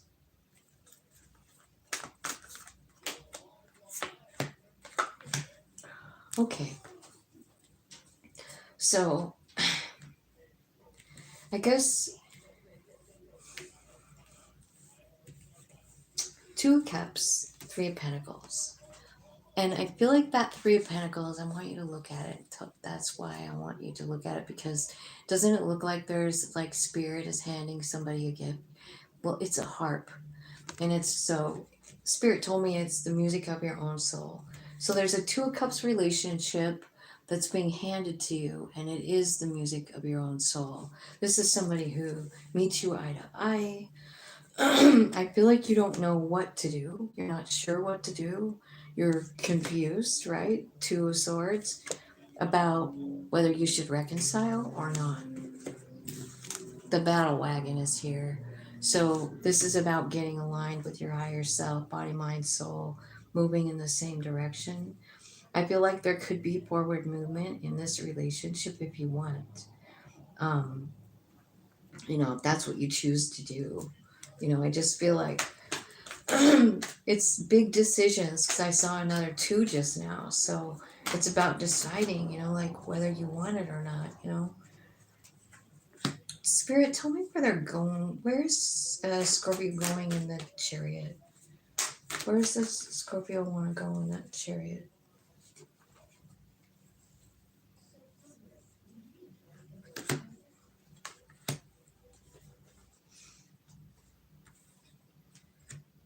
I think you want to work on it. You know what I mean? I think it looks like you want a reconciliation, you want to work on it. You want to work on a transformation. And I think that you can have whatever you want. Look at it, the bottom of the deck is Ten of Pentacles. But like, you have to understand like who the hell you really are. King of Pentacles, right? I know that's not your sign, but King of Pentacles, he's like the major manifester, right, of the bunch. He's stable, solid, he knows his value. That's the thing. So I feel like if you were to if you were to invest in this, it looks like you could end up with Ten of Pentacles, right? Because whatever this is, it's a gift from Spirit. I don't know if it's this person or if it's somebody different, right? Because Spirit is talking about a new love here and a forever ending with someone else that you're thinking about. So there could be someone brand new coming in that's a gift, and you're thinking like, man, do I put effort into this or not? I think you're gonna, and I think it has the ability to really change your life. So I'm not sure who. Let's see, maybe we can ask. I was wondering where that, oh, there it is. I want to ask, tell me about the person, this Two of Cups here. Tell me what kind of person this Two of Cups is that Spirit's handing over to you. There's somebody who loves to talk. I feel like they're exciting. I feel like they are an inspiration and a wish fulfillment too. I feel like they're lucky, and it's an opportunity kind of a lifetime. I mean, I feel like they make you really happy, and I don't know. They could have a home, a family, but they're definitely pleasant. And it could lead to like this promise, this commitment, this contract, this partnership. The ring card is here. You got the ring, the bouquet, the house, the clover, the star, and the birds. There's not one bad card. When it's talking about this Two of Cups, like, I feel like you feel pretty lucky when this person comes in. So the person might be somebody who's like loves to visit. They just talk. Maybe they talk about their dreams and their wishes. Maybe they do that with you. I don't know, something about clover, lucky, gambling, opportunity, chance, small, happiness, and hope, right? And then the bouquet card. This is joy, happiness, flattery. They could be very flattering. You know, they really dig you. And they do feel like a gift. Don't forget that Three of Pentacles. I feel like I got that for you like last week or a couple of days ago. It's like Spirit really is giving you something. A gift. It's the music of your own soul. So it's like some kind of key for your human that your human didn't know about. You know what I mean? So your soul's like ready to release this gift. It could be a gift of music, right? It's the harp. But it could be a person, a place, something that you want, definitely. Okay. Let's look at Sagittarius now. 156. Sagittarius. Let's see what's going on for Sag.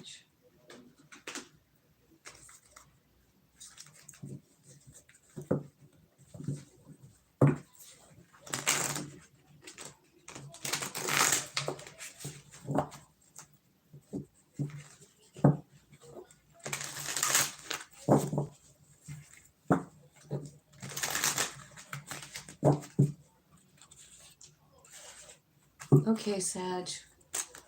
Let's do it. Let's do the message for Sagittarius. Person number 1. The runner. Karmic relationship. Girl talk. Clock. Okay, Sag.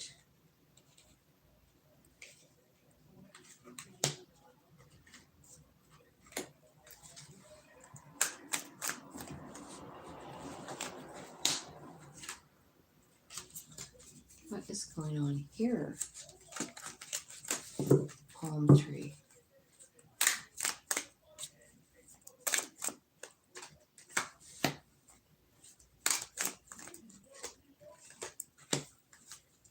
Person number 2. Ooh. Well, this looks like a treacherous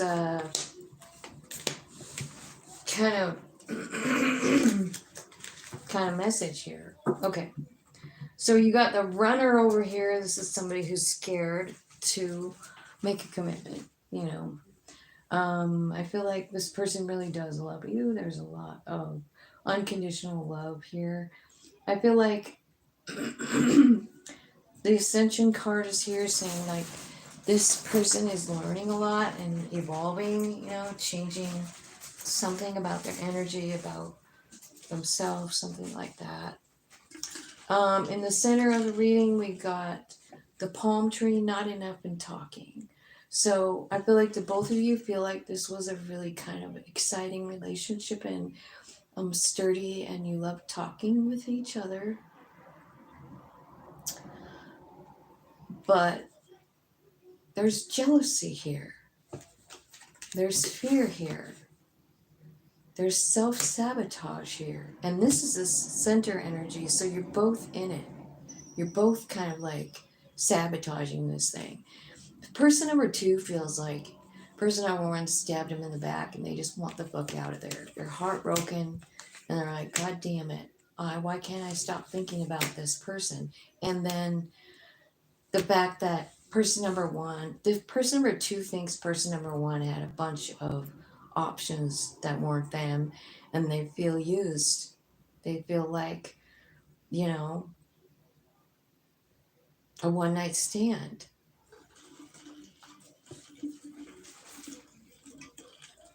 That's never a very good, you know, feeling. Feeling like someone's using you or whatever.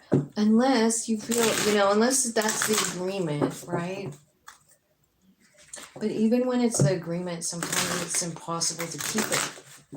You know, because you can't help but catch feelings for someone that you're being so intimate with. I used to didn't really realize that, but it's true. Okay, so let's see about person number 1 here.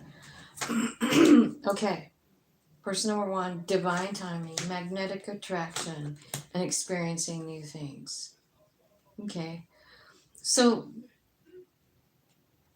that's the clock is here too. So I feel like they're in some sort of place. I feel like where they believe in the bigger picture, right? I feel like person number one could be traveling. And I think, it's very possible they might meet someone new. Or maybe one of their friends. Like the energy changes and it becomes person number one, I think, is moving on down the road. Let's see about this middle energy. Tell me about it. I feel like divine feminine energy, one night stand, moving on down the road.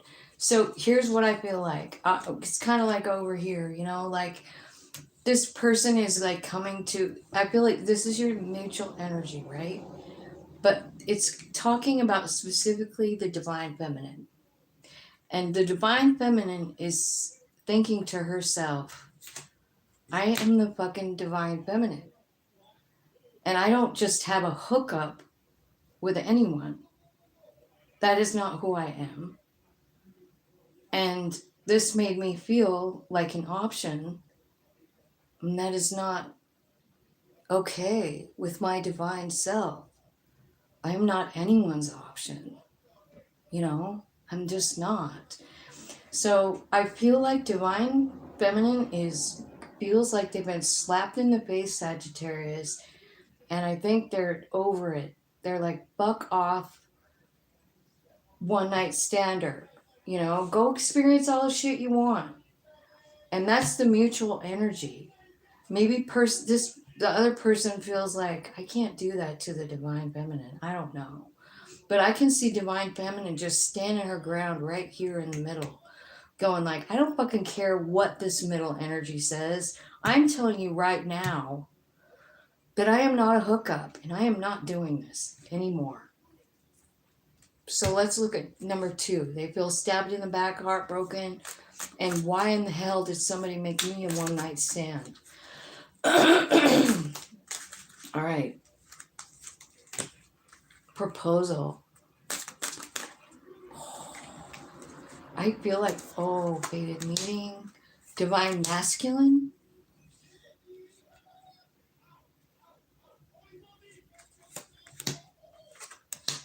Oh my God. Do you guys see what's going on here?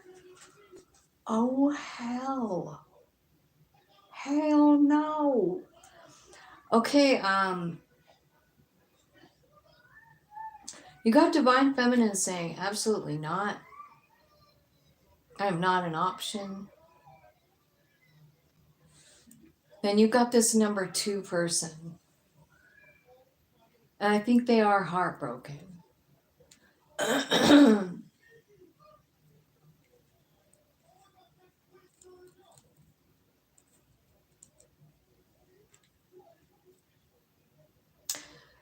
Person number 2 feels like that this whole thing was a fated meeting.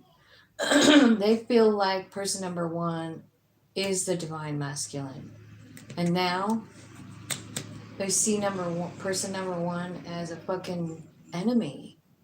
As a fucking watch your back. Motherfucker stabbed me. 2 times they're telling me that. Like, I don't know if Sagittarius, did somebody propose to somebody? Because I feel like somebody cheated and somebody's going like, fuck off. You cannot treat me like that. Yeah, big turmoil, right? Person number 2 is looking for a goddamn home. And they're moving on. Okay, Sagittarius, wow. That made me sweat. I feel like the divine feminine has had enough. I mean, she's taken over the energy right here. And she's like, I'm moving on, Tina. You don't even need to read that old energy over there. Fuck that. This is not happening. I am the divine. And I am not sticking around for a divine, for some fucking knight of fucking wands, Person number 1 wants to tell you how they feel. And they want to say like, will you forgive me? Because you know we were in another life together. We've had dreams about it. We've had visions. We've meditated. We know this. Can't you forgive me? Because I love you so much. Holy buckets. All right. Tell me what person number 2 needs to hear. It is safe for you to love. Person number 2. Have some heart-to-heart conversation. Get honest. And here's the trip. Enjoy the bliss of holiday time together. Only the mutual energy of this ridiculous whatever that you both want to reconcile. But there it is. You both, it's unrequited love. You feel like the other one doesn't love the other one. So you both feel like, so person number 1 thinks person number 2 doesn't love me because you blocked them, person number 2. You're like, fuck off. You want to cheat on me? I'm blocking you. And person number 1 is going like, I love you, man. Will you forgive me? You know we've been in lives together. That's why we feel all these feelings. Holy cow, what's going on, Sagittarius? You're in it, in the thick of it, aren't you? Let's see what person number 1 wants to say. I can't wait. I can't wait to see what person number 1 wants to say to person number 2. We need to let each other go. It was my fault, but I blamed you. Person number 2, what do you want to say? Sort of scared to ask person number 2. Person number 2 says, I love you unconditionally. I'm starting to understand the connection. Let's see the mutual message. What's the mutual secret message between these two? Mutual secret. I regret lying. You were the best thing in my life. I bury myself in work to forget you, and I wonder if you are happy without me. So I think person number 2 is figuring out something like about, I don't know if they're doing astrology research or something. They could be like making the connection of what the whole relationship is all about. You know? Because it's definitely, I mean, you got divine energy here, so definitely big lessons being learned, huh? Can you give me some advice for Sagittarius? 6 of Pentacles. The Sun, the Lord of the Shadows, and the Lady in the Lord.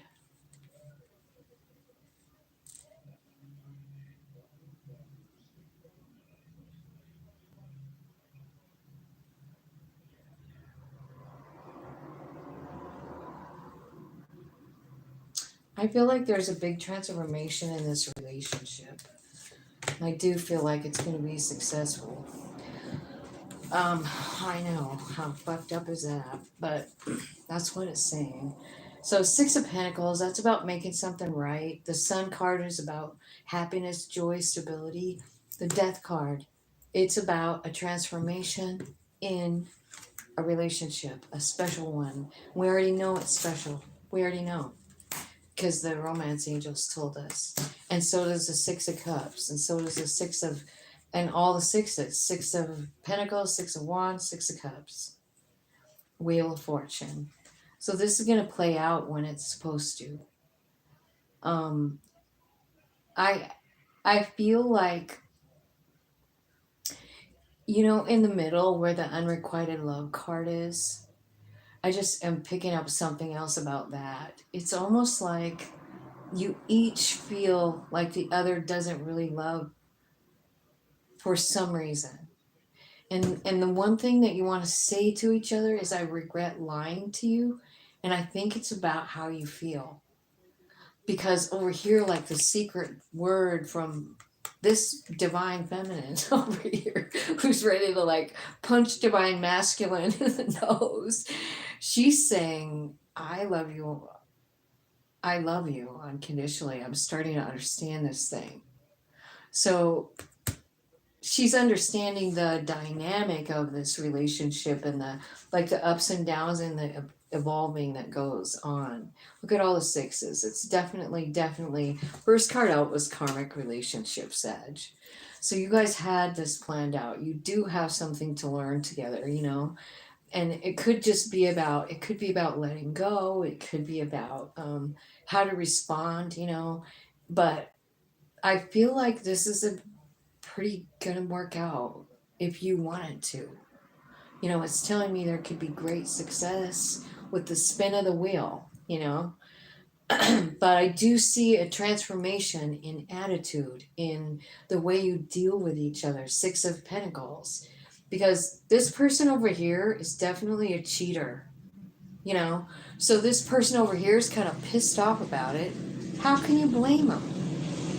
You know? So it wasn't really fair. And so this person comes back in, and I don't know what you're going to do. You get to choose. You get to freaking choose. But I'm telling you, if you chose this person, I feel like, you know, it could be very successful. And then other times when I think about it, when I see all the sixes and I see the success, I'm like, mission accomplished on the soul journey.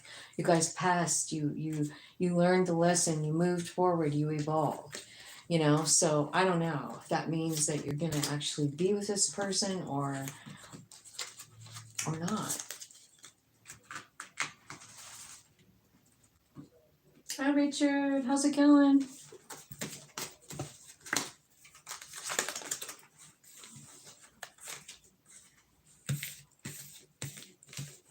Okay.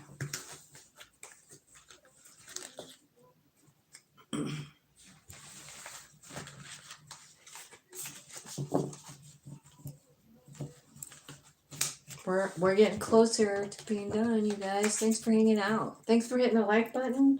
Thanks for joining me. Thanks for subscribing. Capricorn is next.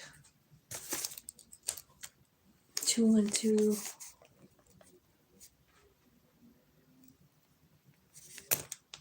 Okay.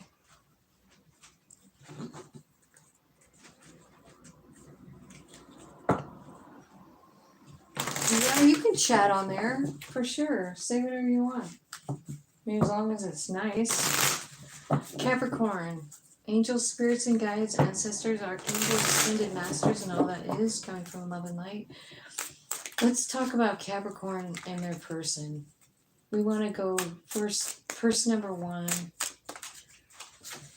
addiction, damn it, Jim.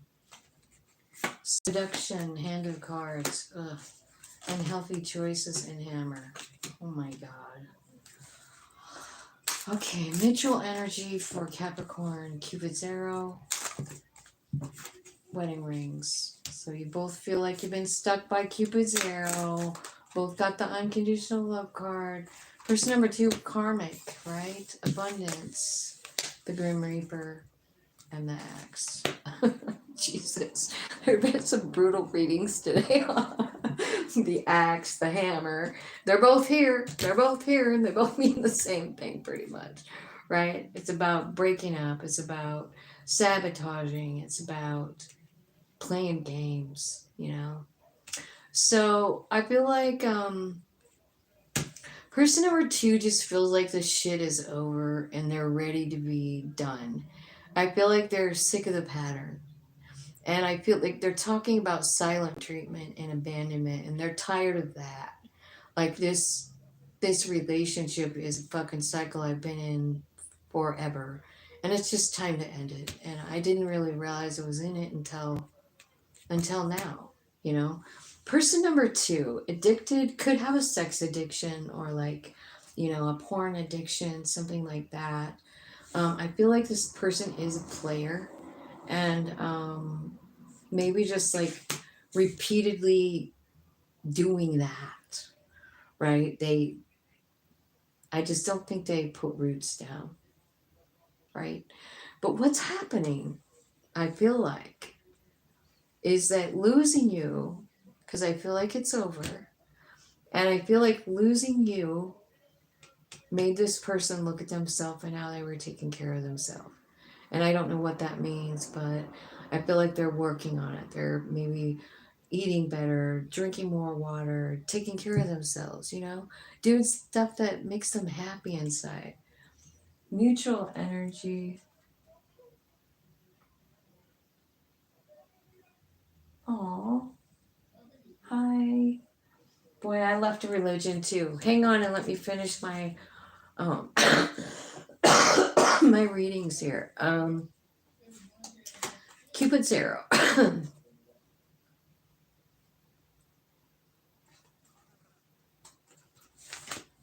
So your mutual energy is that you guys love each other and you love each other and it's forever. Like you feel like that. I'm gonna love this person forever.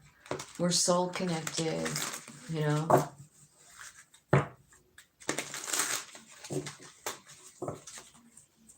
Okay, let's look at this deck of cards here.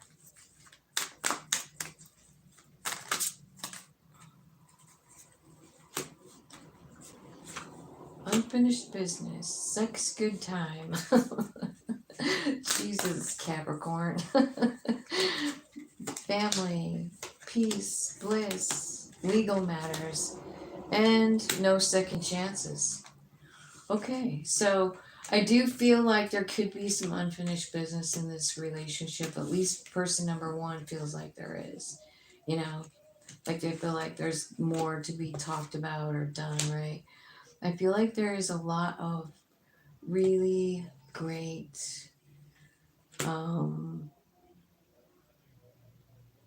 sexual energy here. I feel like this person feels some type of way about number two person, right? And I feel like you bring them peace if you're number two, right? Person number one gets feels peace, bliss, happiness when they're with you, when they're making love with you, really is what it's saying, right? And I feel like, I don't know, I feel like they're sad that it's over. And I don't know what the dispute was. Was it a legal battle? Because I feel like it's talking about something legal here. And they're wondering, like, man, this can't be really over, right? Okay, tell me what the Cupid arrow.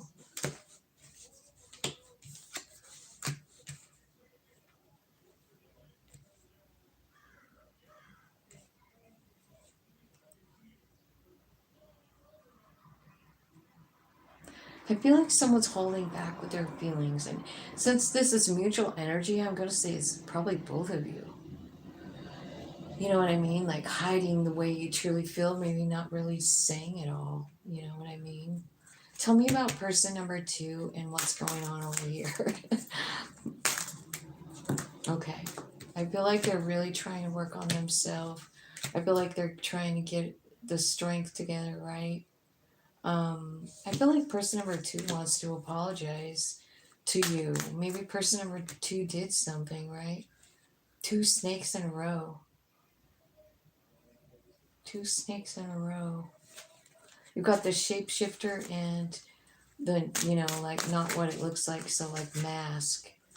And where was the mask? Was over here. A lot of like fakeness going on. Here's an addiction card too. So there's addiction on both sides. This could be about marriage, right? There could be friends getting in the way of your relationship. You know what I mean? I feel like person number two is getting a lot of healing done right now. I feel like they're realizing the strength that they got from it, right? And they're maybe even realizing that the way they feel about you isn't even healthy. Like, this isn't even healthy for me. Tell me about the romance angels. Person number one, playful. Finances and career. And free yourself. Yeah. So I feel like this is saying, like, I don't know what you're a little weighed down over here. about something, got something on your mind. Maybe it's about money. I feel like in order to free yourself from like anything, it doesn't matter. It could be this person, it could be anxiety, whatever. It's kind of like you kind of got to go do something fun. You know what I mean? Something that's fun to you. Go jump in the lake or go swing on a swing or roll down a big long grassy hill. It's all fun. Tell me about this middle energy. Attraction, reconciliation. Okay, could be a reconciliation coming in. Person number 2, it says, great love is worth taking the steps you're guided to take. Person number 2 is calling in their soulmate. There's so much passion here, right? This is going to a higher level.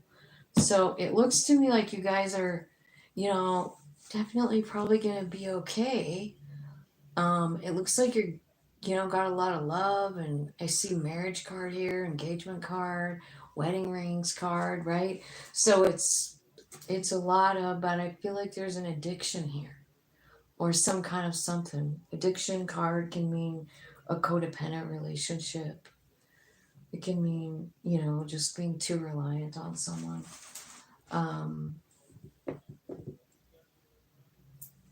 Let's see if we can get some advice. Advice for Capricorn and their person. Use your intuition. Yeah. This is building a lot of strength in you in order for you to step into the Emperor energy, which we're all being guided to do at this time. I feel like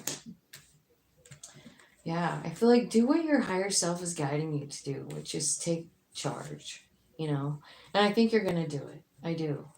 You could be dealing with a Libra, a Capricorn, or an Aries, or a Taurus, or a Leo. Just in these cards right here, I'm looking at the Sagittarius too, maybe. It could be any sign, but I'm just saying, like, I feel like this is probably going to work out, but you guys just have a lot of, I don't know, like, understanding the bigger picture of it and like healing of your own self, right? Like, I just feel like, this person over here needs to free themselves from something, probably from the addiction, whatever the addiction is. And this person over here is talking about addiction too, and I don't know if they're talking about this person's addiction or their own, I'm not sure. But so if you want a reading from me or like a conversation or something, there's a couple of different things you could do. One, I have a membership channel, and you can join that membership channel, and it's like $10 a month or something. And we can meet over there. I do private readings there for my members, and I also have a whole bunch of information there how to contact me for a private reading. So you can look in the description box and it'll tell you how to contact me. You can send me an email or whatever. 223.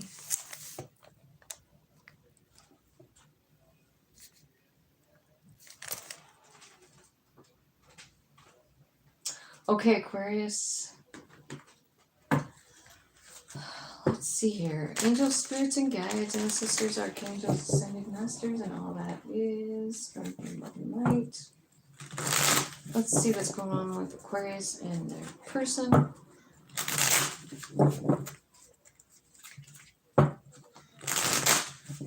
This is not for people who are in great relationships, obviously. People in great relationships don't probably come to tarot readings because they already know. Okay, person number 1. Person number 1's heartbroken about a breakup. But they're also not comfortable with settling down. I feel like they think about the sex part quite a bit. And I feel like they feel like you're their person, but... And person number 2 says, Every fucking time this person sabotages it. And I am fucking over this fucking cycle. I'm done. But they're still thinking about you all the time. Like with the camera card. They're totally on, you're on their mind all the time. So person number one is really like kind of hung up on like the seduction part. Like, oh, I just love that, right? This could also be talking about a third party situation too. I usually hate to talk about third parties because they're just so fucking heartbreaking, you know? But it could be talking about that. I usually use the seduction card as like super passion, right? Like they want to be super passionate. I do feel like that's accurate, but it also could be about like, you know, you find out you're not the only person they're hooking up with, you know, hooking up. What does that mean? No strings attached. See ya. See you later. This person's really worried and they want a different experience. They're sick of it. This person could be a single parent. What they want is honesty. They want to grow. This is the divine feminine. And this divine feminine has been going through a lot. Okay, so let's look at the middle energy.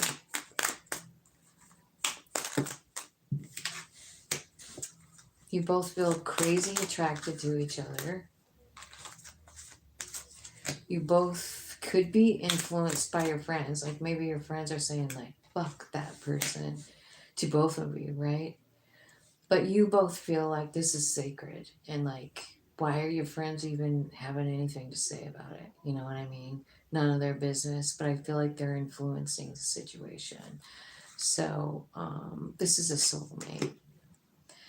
And I feel like you both probably know that.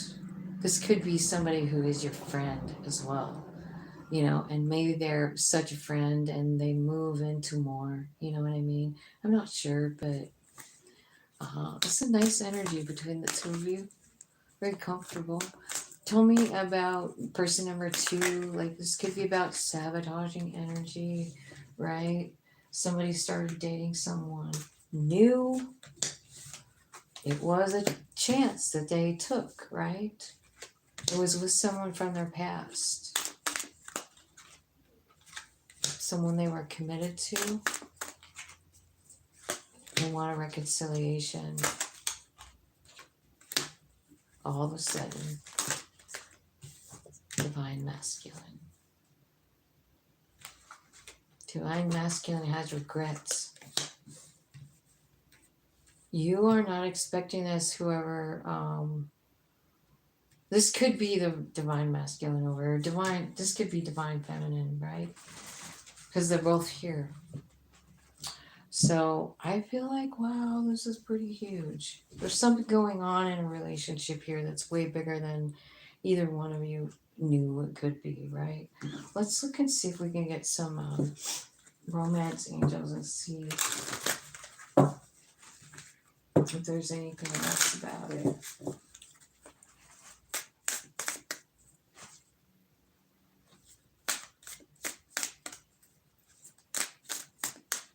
Person number one. Whew. Wedding, romance, romantic feeling, unrequited love.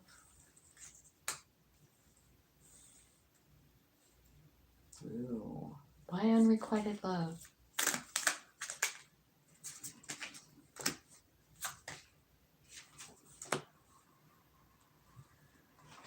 This is confusing, you guys, because there's unrequited love. This could be the one, and then true love. So I don't know if you guys have more than one option. You could have three. One that doesn't love you back, one that you think might love you back, and one that absolutely does love you back, right? So I don't know. It could be any of that or all of it. In the center, I feel like there's new love coming in for both people. And that's what's going on. Person number two, is calling in their soulmate. They want someone who is like them. You know, like they don't want somebody who's controlling, because they're telling me that that's always sabotages things, and they want love, and they feel like they deserve to be loved. Oh my gosh, I got something weird in my eye. It so hurts.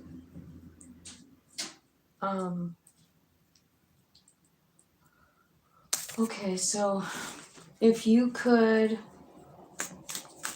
read my mind, love, what a tale my thoughts would tell.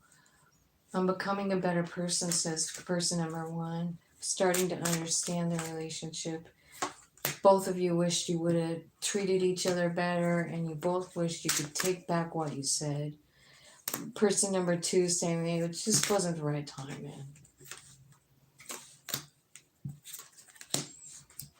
And they're saying like, man, you came closer than anyone else did. But they're also crushed by the truth of something. So I feel like, honestly, I don't know. It looks like there's cheating on, like, I don't know who did the cheating. It's hard to tell at this point. But I bet you guys do. Spirit, do you want to give Aquarius any messages, like advice? There's a new beginning coming, and it is fair. It is just. The Justice card is here with the new beginning.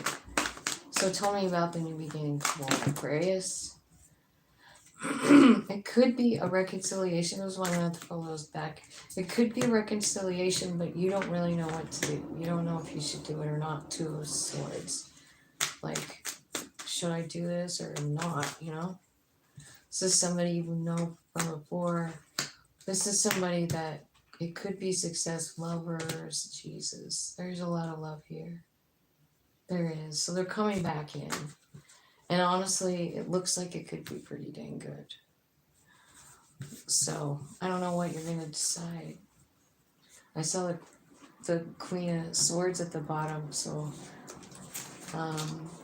that's your energy. So you might be just like, no fucking way. I feel like somebody here is figuring out the cycle. And they're figuring out like it's more than just this person, you know what I mean? They're figuring out like, I've been doing this stuff my whole life, like this crazy, like being heartbroken, hanging out with people who don't want to commit with me, trying to sabotage. Maybe it's even like both of you sabotaging. I don't know. I can't tell. But a lot of times we do attract our own kind of energy. So you could read two sides all day long and probably resonate with both sides a little bit.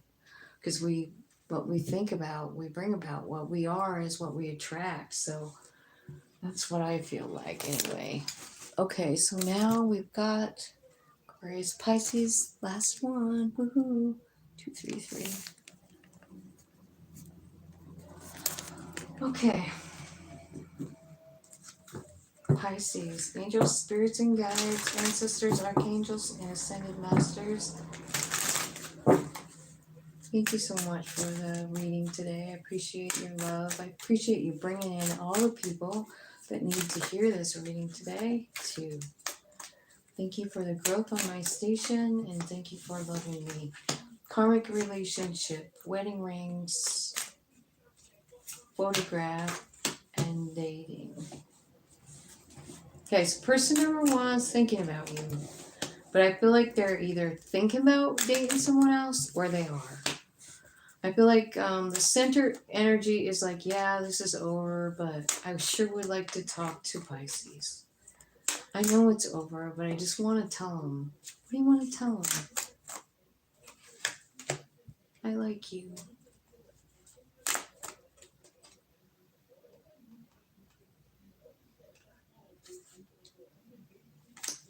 Okay, tell me about person number two. Person number two is going through a phoenix. This is like getting burnt all the way to the ground, guys, and then rising up from the ashes, you know? Flying off as a new person, a new life, a new entity. right? I feel like this person over here thinks about person number one all the time. And I feel like they have a lot of unconditional love.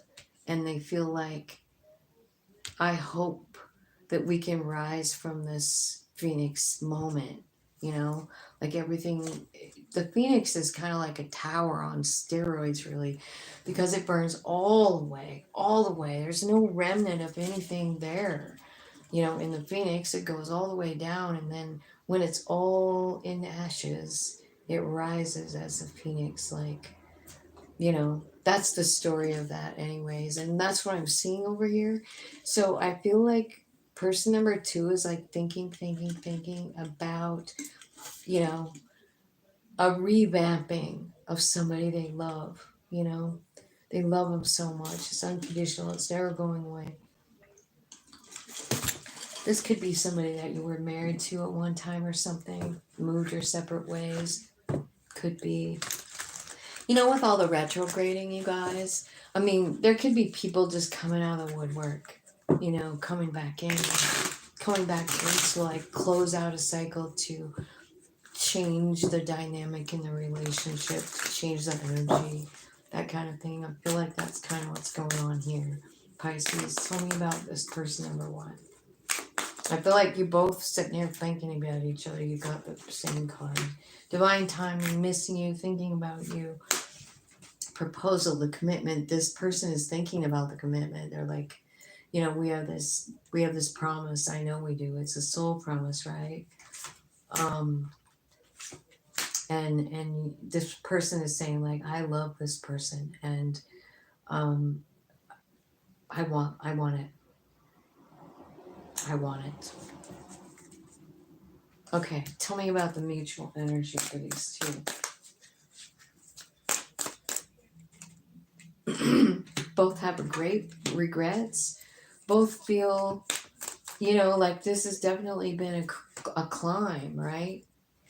I feel like the third person is coming up in the middle energy. So I feel like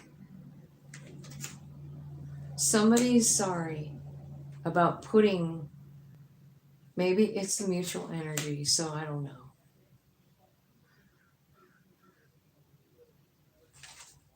We'll clarify what's going on here. Like,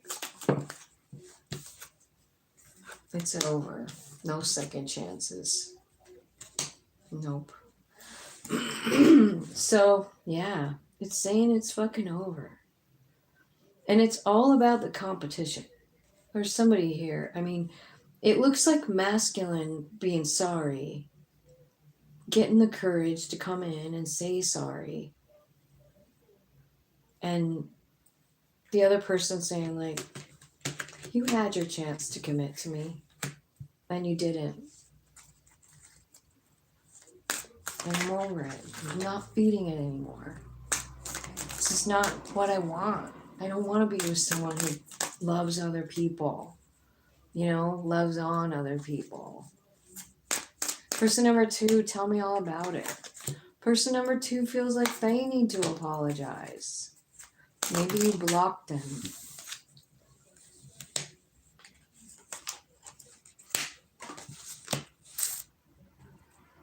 Person number two is just in a lot of pain, trying to work through the phoenix, you know? They're being burnt to the ground and like fucking going through it just because of this love they feel for you. They're insecure. I feel like they're definitely getting honest with themselves, though. Definitely.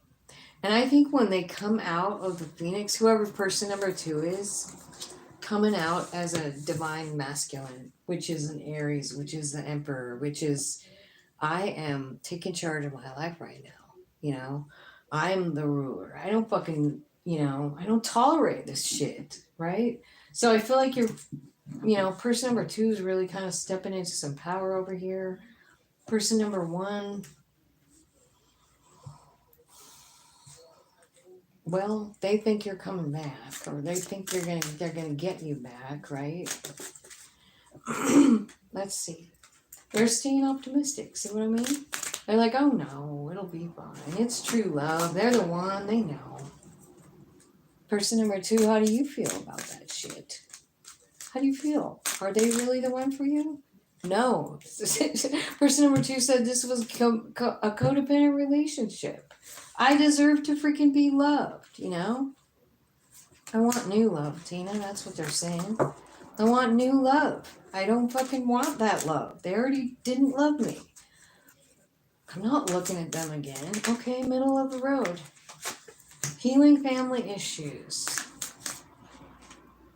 And freeing yourself. So I kind of feel like that's probably what this whole thing is about cutting yourself free from, a cycle. You know what I mean? Like, I don't know, but I feel like if both of you are like working on things, because I feel like you've been, the number 2 has been rejected and is over it. I'm a number 2 person. They're like, you know what? I am not doing this again. You had your chance. I gave you my love. I gave you all of my fucking love. And you cheated on me. And person number 1's like, yeah, but I love you though. We're not done. This song has not been finished. And this person over here, number 2, rises up and says, oh yeah, it's finished. I'm the emperor. And I deserve to be loved. And I am not doing this. You see, person number 2 is really transforming, really changing. You know what I mean? You know what this means? This burning down to the ashes? It means that things like this, where people treat you bad and your higher self is going like, hey, we're divine. We're divine, and we've already felt this with like the last 85 relationships. We've felt it all of it, again and again. It's time to like get better, get more, get the love that you deserve, because I feel like there's some codependency issues here. Like maybe person number 2, for a while was just like dependent on other people to be happy, depending on other people to like assign them value. Like you don't feel good about yourself unless somebody says, yeah, you're great. Like you don't get, this person over here has not been in the mindset that they can give that to themselves. That power is yours and yours alone. You don't need anyone else to tell you you're great. Your higher self is source energy itself. And it thinks you're great. You don't need some motherfucker who is, non-committal and putting you in third-party situations. I was looking to see what exactly they did. They did a lot, And I'm not saying your person doesn't have, they're not sorry, because they are. And I feel like both parties have something to apologize for, because you both are doing it. You're both saying sorry for whatever. But I just feel like person number 2 is seriously not the same anymore. Whatever happened here, just realizing like this pattern, it probably goes all the way back to when they're a kid and they realize why they're even with somebody that would treat them like that. You say that you love me, but you don't even treat me like you love me, because that's what they're used to. You see what I'm saying? Like, I hope that makes sense. Okay, I'm done. Hello, cute pink poop. Growth is power. And we only grow when we have painful situations that make us grow. At least that's the way it is in my life. I just get busy doing other stuff. And then the Spirit's like, hey, Tina, All right, so that's what I got for you guys, and I hope that you have a really great day. And Richard, if you want to email me, I'd love to visit with you. Go ahead and drop me a line, or you can join my membership channel and we can do a personal reading anytime that you want. Just get a hold of me, and I will talk to you guys later. I love you.